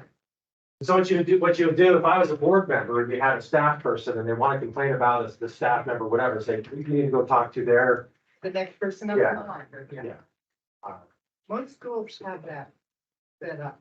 Yeah, you have a Parent has to talk to the teacher, chain of command that you want to follow on these Yeah. things. So it's properly handled and that you're managing people's individual rights. Do you want to talk quickly about ex parte communication? Dan, you've got a question. Oh, question. What if a board member sets up meetings or conversations with community members about board issues that they want to convince folks to support their way of thinking? So if the board, so that's the politics of it. That's politics. And so that's not a problem with people want to do that. You want to engage the public you're representing. So am I reading this where the board members trying to convince the public to go their way, or the public's trying to convince the board member? How do you read that? Board member trying to convince them. So they're trying to politic the public to come and show up. No, that's. If the board member is simply wanting to notify the community to keep them aware of what's going on and to encourage them to, number one, come participate at the meeting or provide comments one way or the other. Yeah, that's all politics. I would, I don't have a problem with that, as you're trying, it's both ways, right? If I'm trying to inform the public about an issue I feel strongly about, and I want you to come and represent that interest to the rest of the board, because they're not hearing it from me anymore. Maybe if I got the public, that's, I think that's part of the political process. It's outside, I don't think there's anything structurally wrong with it. What I will say structurally is if, in this case, you get a whole bunch of people show up and they're all wound up and the board still doesn't go your way. Well, guess what? We made a decision. Even if it was a split decision. Here's the thing, I always, when I work with city managers and city councils, with managers, I say, when you make a decision, and it's a 2 to 3 split, 3 to 2, sorry, 3 in favor, right? It's not 100% on there. But what's the manager gonna do? Are they gonna implement that policy at 65%? No, we've made a decision. We're going 100% on that. Right? So we're not gonna bend a little bit to that side. No, we went through a process. We had, sufficient engagement. Everyone was heard. We made a decision. We're doing that policy 100%, right? So I just want to throw that out there. So that's the thing that I see is where we then run out on the courthouse steps and start complaining about how they're all wrong, they didn't get it right, they're stupid. It's like, no, they heard, they're not wrong. They just saw it a different way. And so we've got to be okay with the way we set up our democratic process, that when it's a majority rules. But I think if you have good process, you're seeking, you talking about consensus? Somebody was like, how do we find that consensus? The working meeting. Yeah, this is the thing that, so many other off ramp. When you have, let me hold off on that because I think I'll get this. But I think there's a great opportunity for you to find that consensus and how to do that within the structure of your meeting operation. Case of the board member trying to convince the public. Board members holding public meetings, it's all of them saying to try to convince the public of something, and then the board goes back, makes a decision. Do you have a board member who is not able to make an unbiased decision? Yes, Because good point. the mind was made up before the board heard it and made a formal decision. I have issue with board members acting on behalf of the board without the board's authority. That I have issue with. What power do you have as a board member? As an individual board member, what power do you have? No power. Power you have is when you are in a quorum and you make a decision and you use the vote. That's your power is the vote in that meeting. So unless that board says, hey, Tom, you got some time in your hand, why don't you convene community discussions and listening sessions around this and then bring that information back to us? It's an acknowledgement by the board for a specific purpose. I have concern about a board member going out there and I'm going to convene. We had this in a city where city council members were going out, convening listening sessions without the consent of the council, without the consent of the city administration. And they're making commitments on behalf of the city that they had no authority to make, setting expectations of the community that the city was going to do certain things. And it's like, sister, you don't have that authority to do that. That's beyond that politics, right? What's that question? Are they running for election at the time? Well, yeah, they are now. Yeah, so it really created some tension in that environment because now, look, you can't operate as an individual representing the board, right? Unless you're under the direction of the board. So the board could say, where'd you go?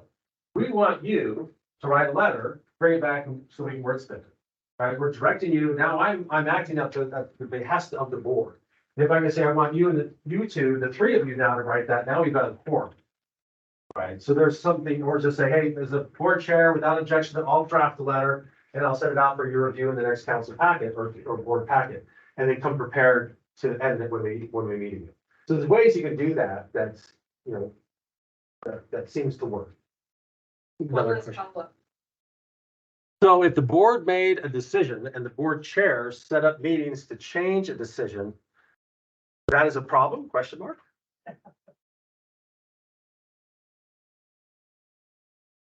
That could be a problem. I'm sure there's lots of this. Yeah, there's probably a lot to that. So again, I'm a little concerned by that, right? That we've made a decision, we're moving on, right? We're gonna execute the decision, not try to, oh, I didn't get my way, so I'm gonna gin up, you know. If there's legitimate need or concern for that, then I'm just concerned with it. Yeah, I'm concerned with that. There's a process to bring that back up, and then we can reconsider that motion. Which is another thing in parliamentary procedure, it's in your packet on the R side, I believe, or the L side, I don't remember. If we want to talk more about those things. But yeah, I'm just concerned about those, we're going out alone and doing something that doesn't have the consent of the board. Right, so you function as the board. This is what I like about. Oh, like the relationship if you have a staff member, and as an individual board member, you go to the staff member and start directing them. I tell staff members, here's your answer back. If that's in the form of a motion. Right? This is a meeting and you're directing me and I don't work for you, I work for the board. And so if you want me to do something, the board has to agree, at least the majority of you. And so I'm not gonna act until I get a consensus from the board. Because you're my boss, if it's a county staff member, I'm thinking if it's like the library director that works for the library board, or the fire chief that works for the fire department, or the fire board, right? So I can't be chasing windmills for all your little things, or the city manager, well, you're not gonna see that here. Yeah, is that in the form of a motion, which means you gotta bring this up, we gotta vet it as a board, and then provide me the direction. Otherwise, I've got 5 bosses and I can't be successful. So can I chase this down to further down the hole? So one way to deal with this is one individual on the board could draft the letter and work with staff from the county and or the county attorney, and then bring that back to the board. And that would be the cleanest way to do it. That would be a clean way to do it, under the direction, or just have a group and just notice those meetings. Yeah, either way, but I think it's easier to just say, hey, we're assigning you this task. All right, so now I've got my marching orders. I have my purpose and scope of what I'm supposed to do, and I gotta stay in that lane. Right, I'm not gonna venture out, I'm gonna go out and do this thing on behalf of the board with their blessing. And now I have that authority to act as an emissary of the board. Right, versus I'm just making stuff up, doing my own thing and trying to claim the board. And that's why I'm not a fan of people writing letters to the editor or op-eds, claiming some sort of a public position. I'm on the planning board, and this is why I think this idea for this development really sucks. Well, don't put planning board member down there. I'm a member of this, I'm a citizen now, because when you vote that board and you're not, if I'm writing that op-ed as a planning board, and that's different than I'm writing it as a planning board member without the consent of the board. I'm not gonna invoke the status of the board in my signature, if that makes sense. Because I am not speaking on behalf of the board, I'm just mentioning, then I'm just a citizen, and I'm not gonna use that. I have the hand. No. So is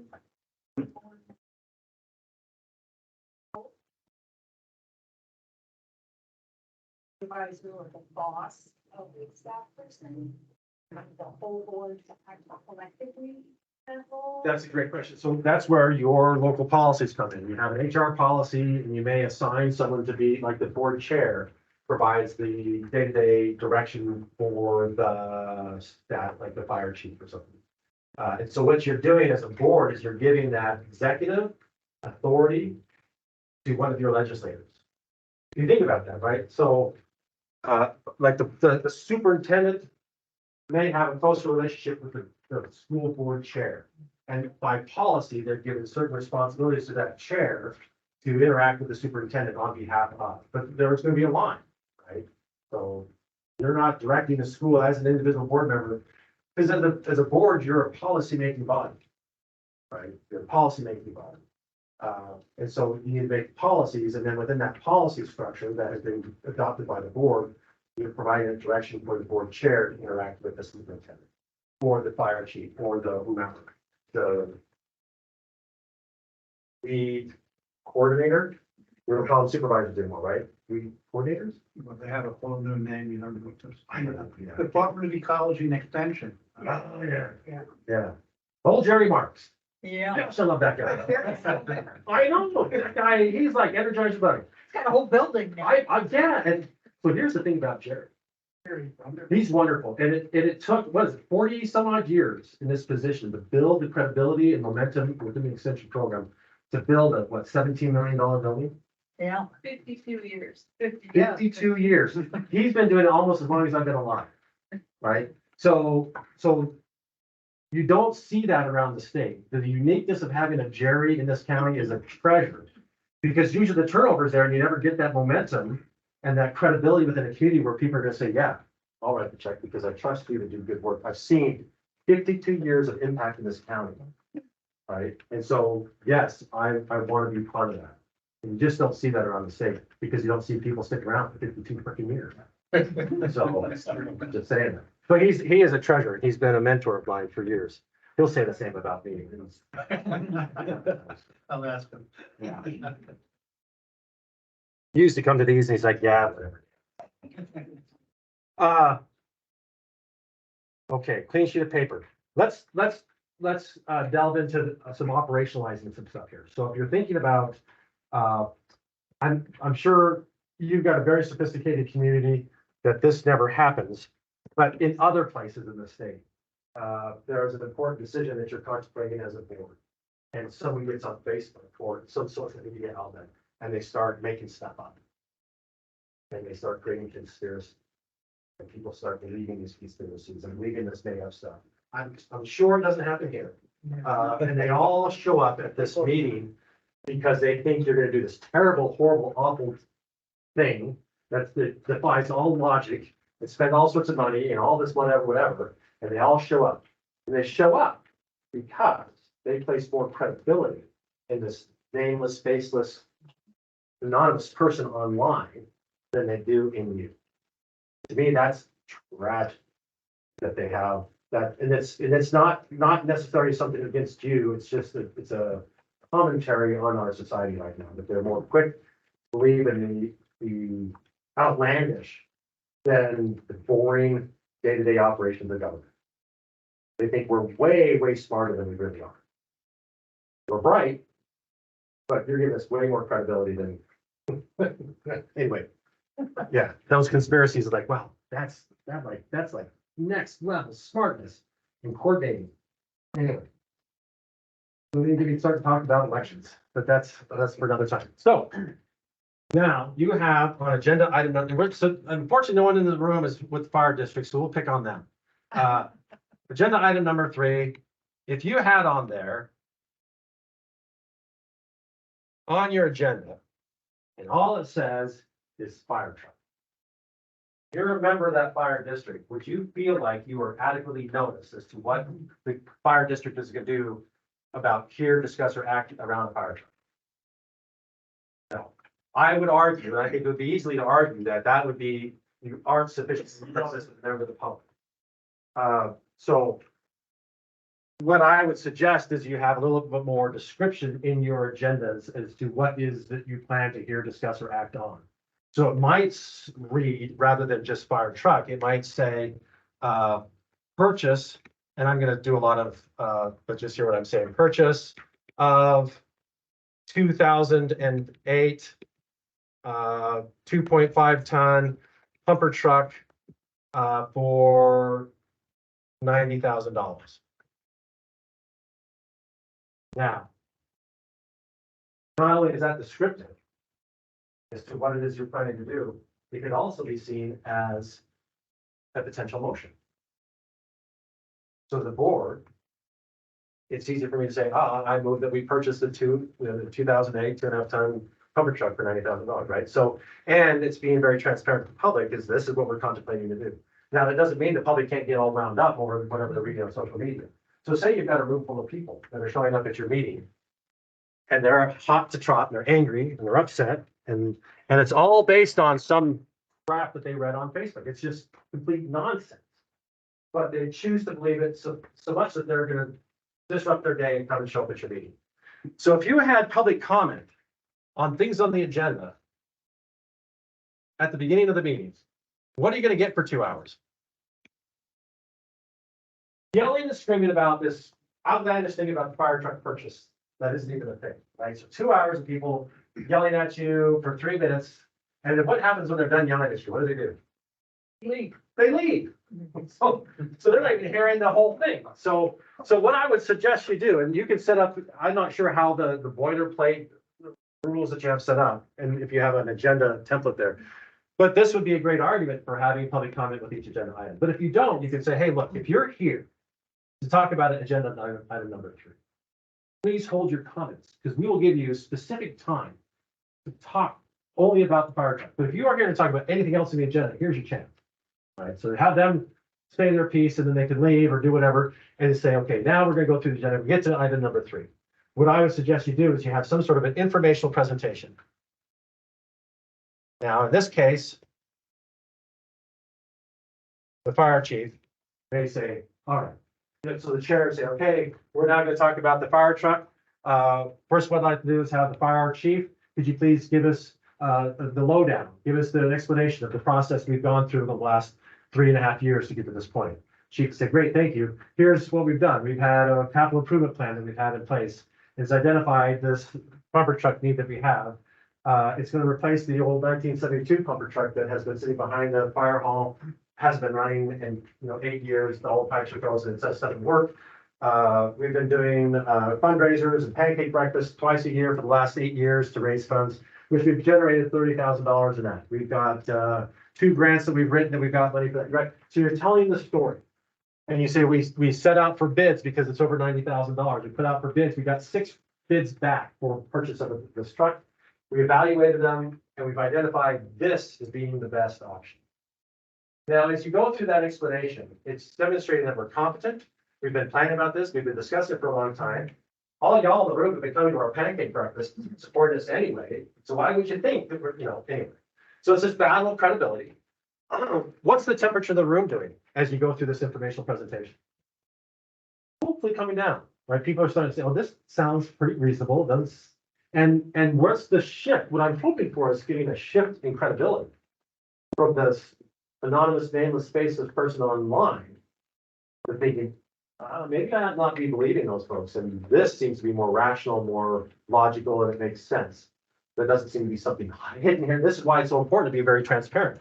It doesn't feel like you're hiding anything, that you're not shirking from this, that you're embracing it and saying, yeah, no, let's have the conversation about this.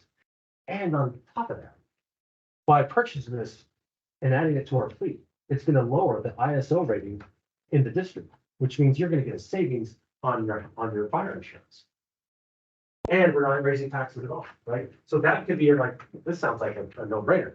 So what you then, okay, so you have the informational presentation. Then the next thing you do is do a Q&A, which I would say would be the board is asking questions of the expert.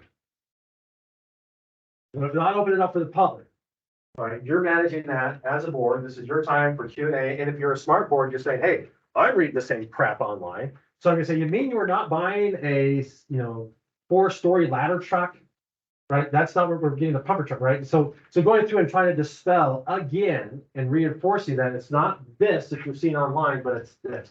And just doing it in a very casual way of saying, okay, so to be clear then, Chief, it's this, right? And then you can reinforce it, right? So they're hearing it twice in this presentation, your Q&A, and if you truly have questions, is this, why are we not going with this other bid that's cheaper? They said, well, we're not doing that because this is a better engine, less miles, and the tires, are newer, which is going to save us $4,000, whatever. You have that justification or rationale as to why. So you get that clear. So now, after all of this information is down out on the floor, you're going to do public comment. With the intent that this public comment is going to be more meaningful. And what you'll find is if there are members of the public that want to bring up the crazy conspiracy thing, what you'll find is members of the public will check them. Like, yeah, sit down, Sally. It's not what's going on, right? So if you get that public checking that a little bit, so you don't have to as much. The public comment, then I'm going to, oh my gosh. I'm going to just move this out here and embrace it. Go ahead. Yep. So. Oh, did we only promise till 6? We did promise till 6. We've got the room. I wasn't lying when I said it's till 10. I really wasn't. Are you ordering pizza? Yeah, you need to go. There's no offense to me. It's like I said, I'll keep talking till 10, whether you're here or not. I love to hear myself talk. Thank you. Wrap this up, I'd like to hear. What I'll do, I'll finish this off and then I'll do rapid fire on our questions here. Rapid fire for me is another hour, but anyway. So, all right, then we've got our motion. Discussion.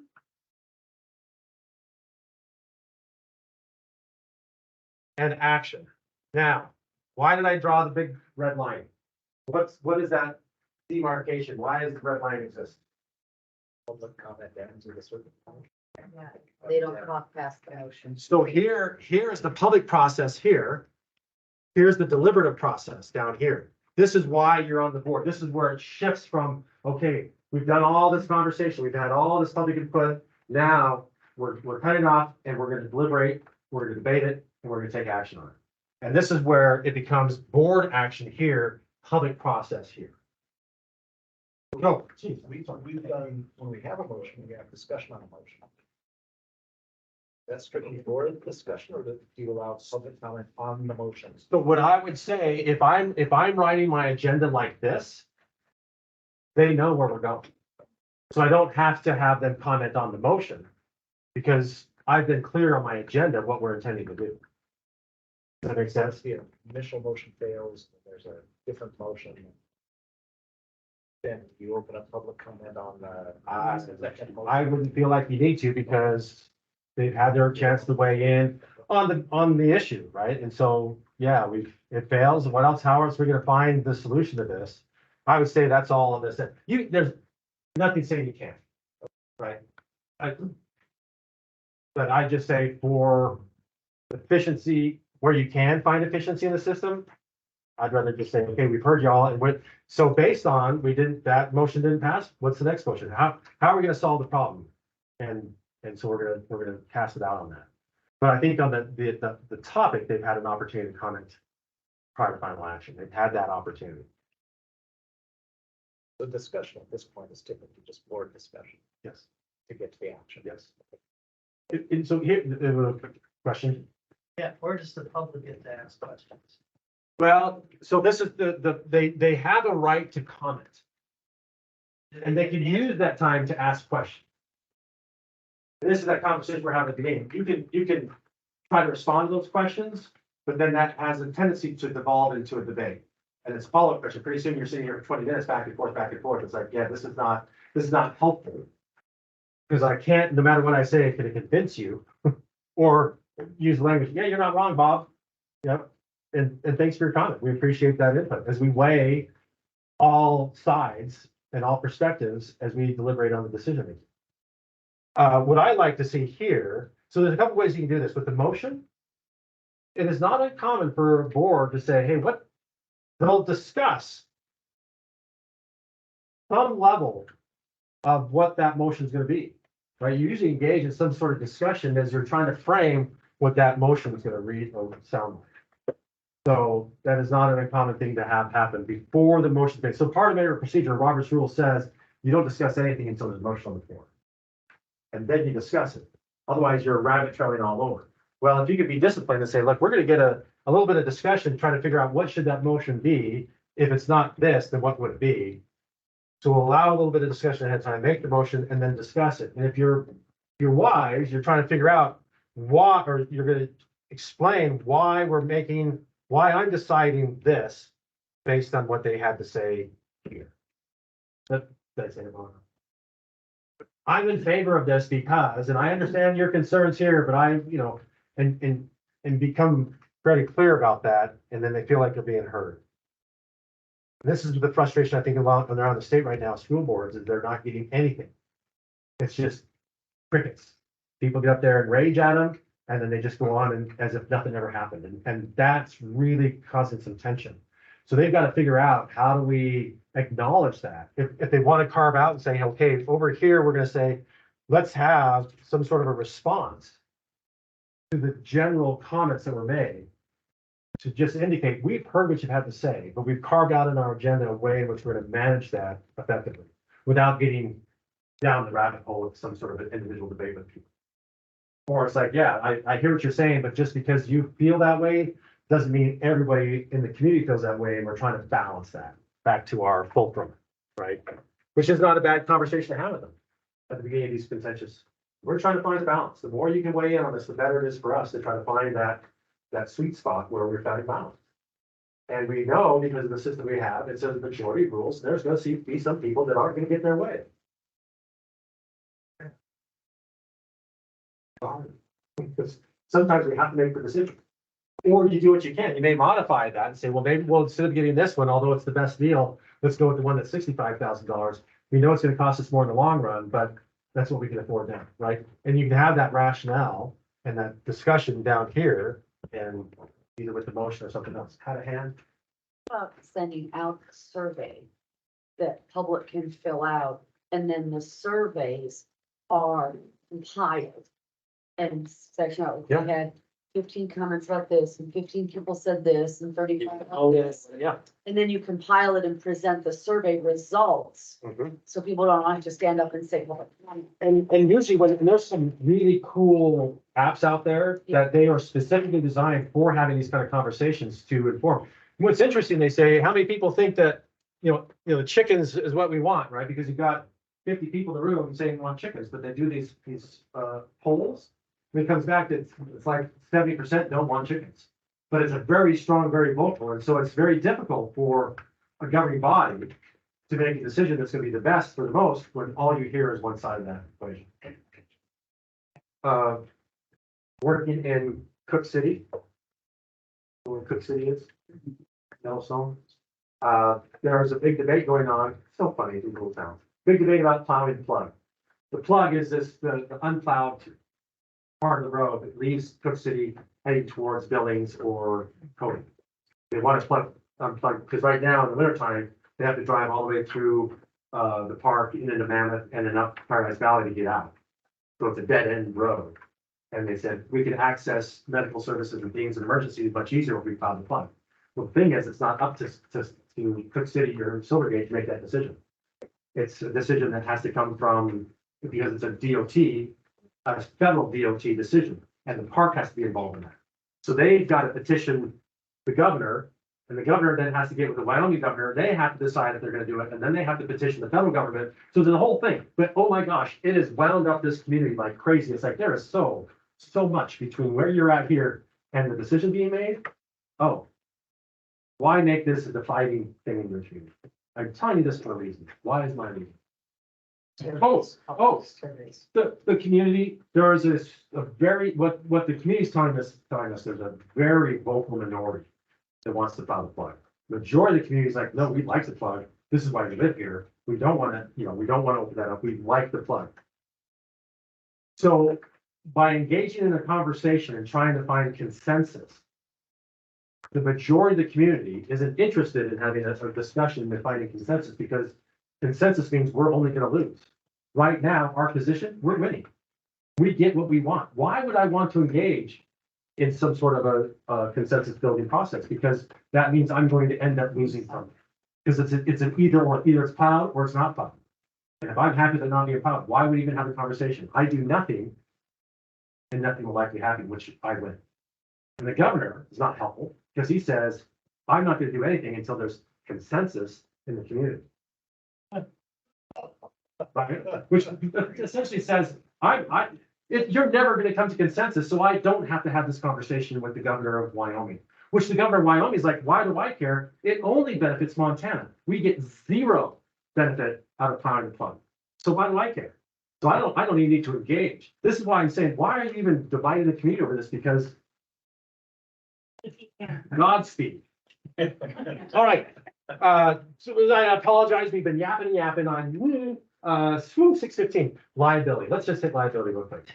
As long as you are operating within the course and scope of your board, which means there is somewhere in the bowels of the courthouse or city hall, there is a resolution that created your board. And in that resolution, it defines what is your purpose, your role, your decision stage. Are you advisory? Are you administrative? What is your purpose? Is there a staff? What's that relation? All that stuff is defined in that resolution. And as long as you're operating consistent with that defined resolution, and someone sues you for an action taken doing your job, by law, the city or the county, whoever it is, has to step in and defend you, or the district. If you're an independent district, the district has to defend you because you're doing your job. Now, if you're acting outside that course and scope and you're making decisions inconsistent with the authority that you have by resolution and you get sued, then you become personally liable. So that'll be the first thing your defense attorneys will say. I said, where's your enabling legislation? Where's the resolution creating you? And they're gonna say, what action did you take? And do you have the authority to do that? If you do, we're all over this. If you didn't, we're out. Good luck. You gotta find. Normally, we have access to the bylaws, but who sees the enabling legislation? Like you said, it's in the bowels of God knows what book, you know, And they may not even be able to find it. right? Yeah. So did you go talk to your contact person and say, hey, we should probably get a copy, clerk to the court, can we get a copy of our resolution that creates us? And just have that then part of your orientation packet when you get a new board. Here's our resolution, here's our budget, here's our bylaws, here's our expenditures, this is the things, our projects, and it just, yeah, that could be a way to do it. So that's the liability. It's not a big issue. There's only a handful of examples I have. Tree board member went out and cut down a tree. We got sued because it was not a city tree.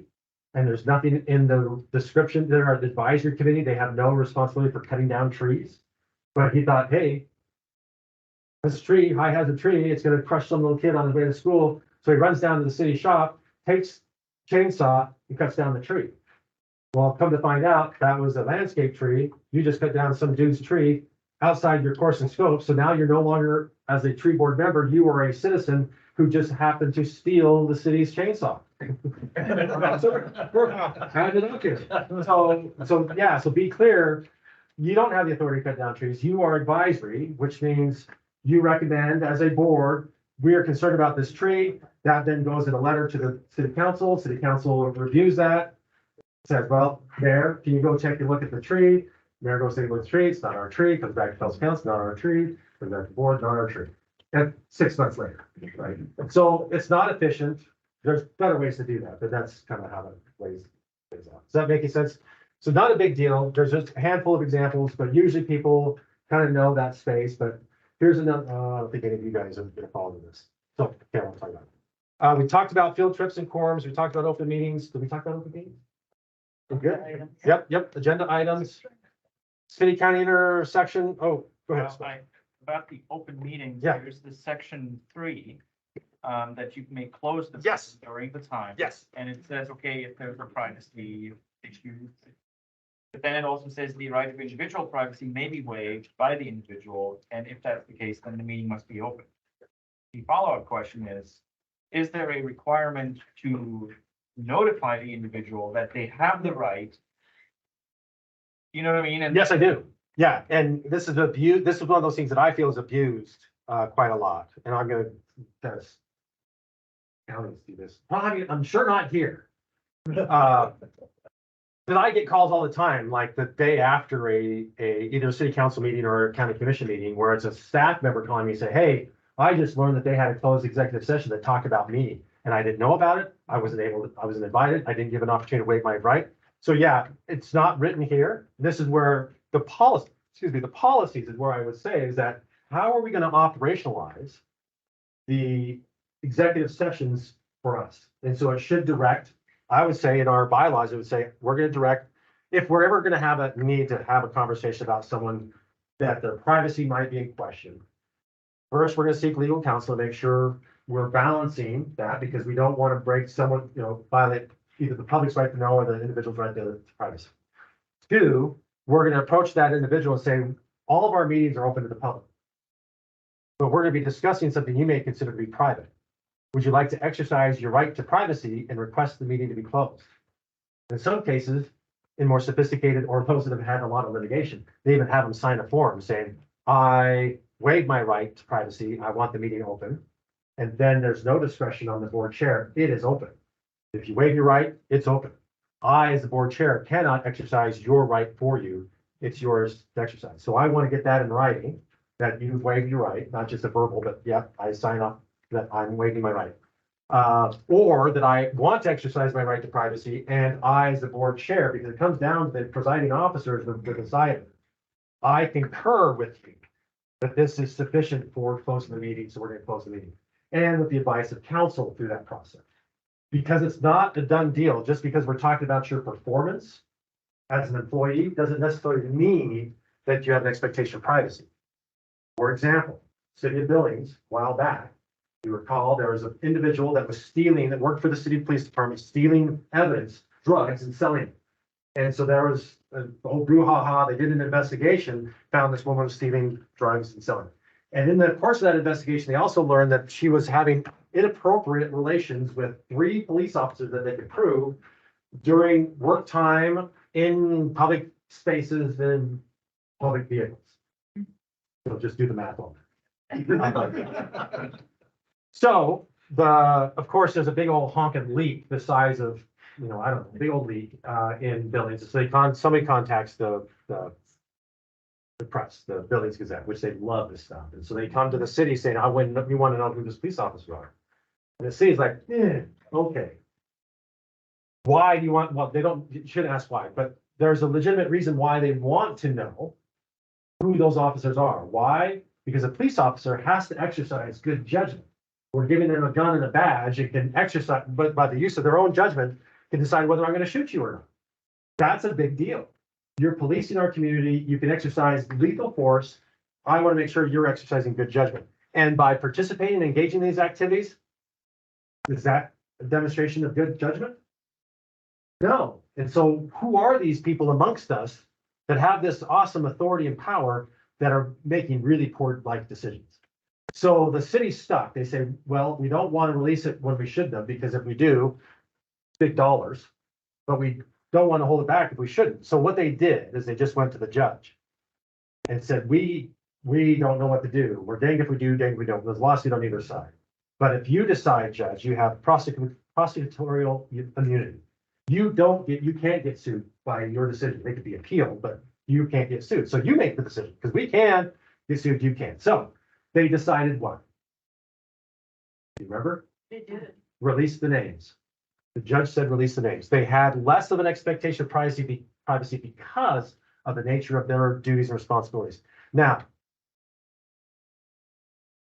the 3 dudes that were the IT department in the basement of the building, IT guys, 3 dudes in the basement, you can know is they're just looking at inappropriate images, right?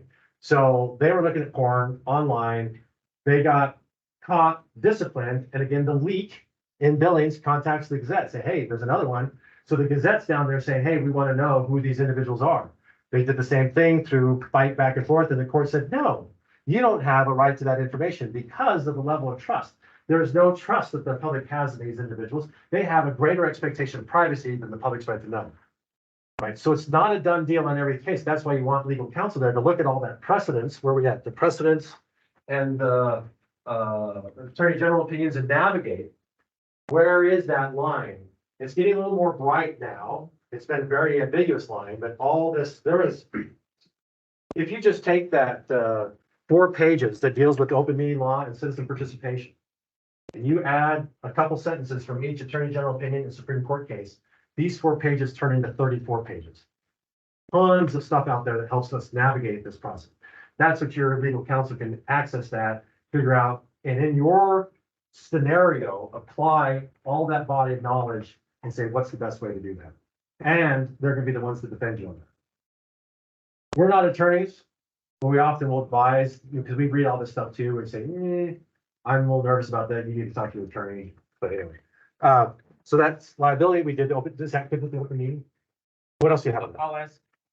I'll ask my other question later, because I want other bigger questions to get answered. Okay, accountability. Yeah, we talked a little bit about accountability, didn't we? Yeah. Do the right thing, follow the law. That's the other thing. Just follow the law. I'm getting very concerned. Last 5 years, I've been noticing more and more people just saying, yeah, what are you gonna do? You gonna sue me? Really? The people aren't. They aren't suing. They aren't holding people accountable. And those in your offices are starting to realize that the bar is pretty high. That in order to hold me accountable, you either need to sue me in court to force me to do my job or recall me. Both of which people don't have the appetite to do it. And those in your position are starting to realize that I can start behaving however I want because that bar is so high to hold me accountable to.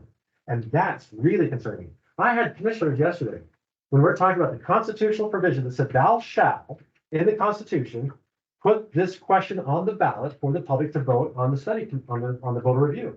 They said, yeah, but we don't want to do that. So what happens if we don't do it? I said, well, you're violating your oath of office for one, that you swore an oath that you were going to uphold the Constitution, which very clearly says thou shalt do this. So are you going to be that guy? Well, really? Well, maybe I am that guy. Oh my gosh.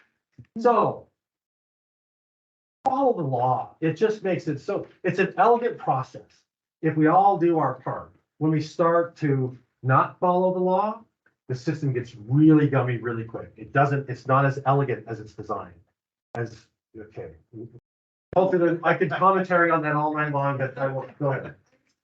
One thing that, I was in an episode where we had a massive emergency at our school. Literally, a storm came in, literally flooded the cafeteria.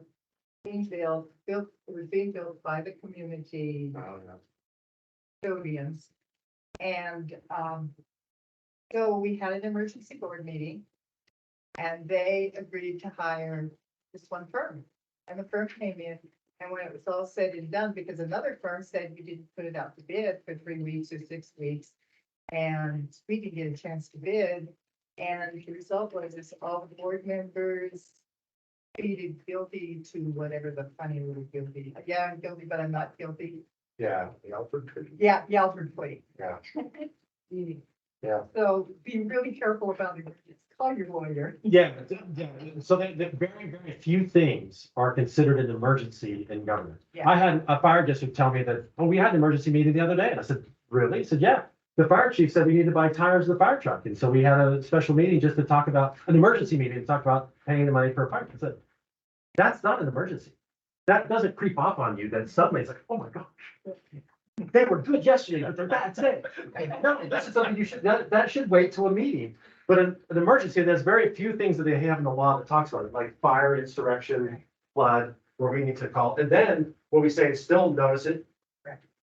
Allow them, give like a day, we're gonna make a decision tonight, and then at the next regularly scheduled meeting, ratify that decision again after allowing public comment. So allow public comment to do all you can, but there's very, very few things in government that we should either anticipate and have a plan for. How do we respond in an emergency? That's why we have emergency planning, right? And so how do we respond? So we've already made the decision, and when an emergency happens, we just execute it. We don't have to come together and legislatively decide what should we do. We anticipate those things, make a decision, we execute. That's why, like a pandemic, we have binders of process when we have a pandemic, how we respond to that. And it seems like we've been workshopping this in emergency services all for years. And it seems like when it happens, like, I don't know what to do.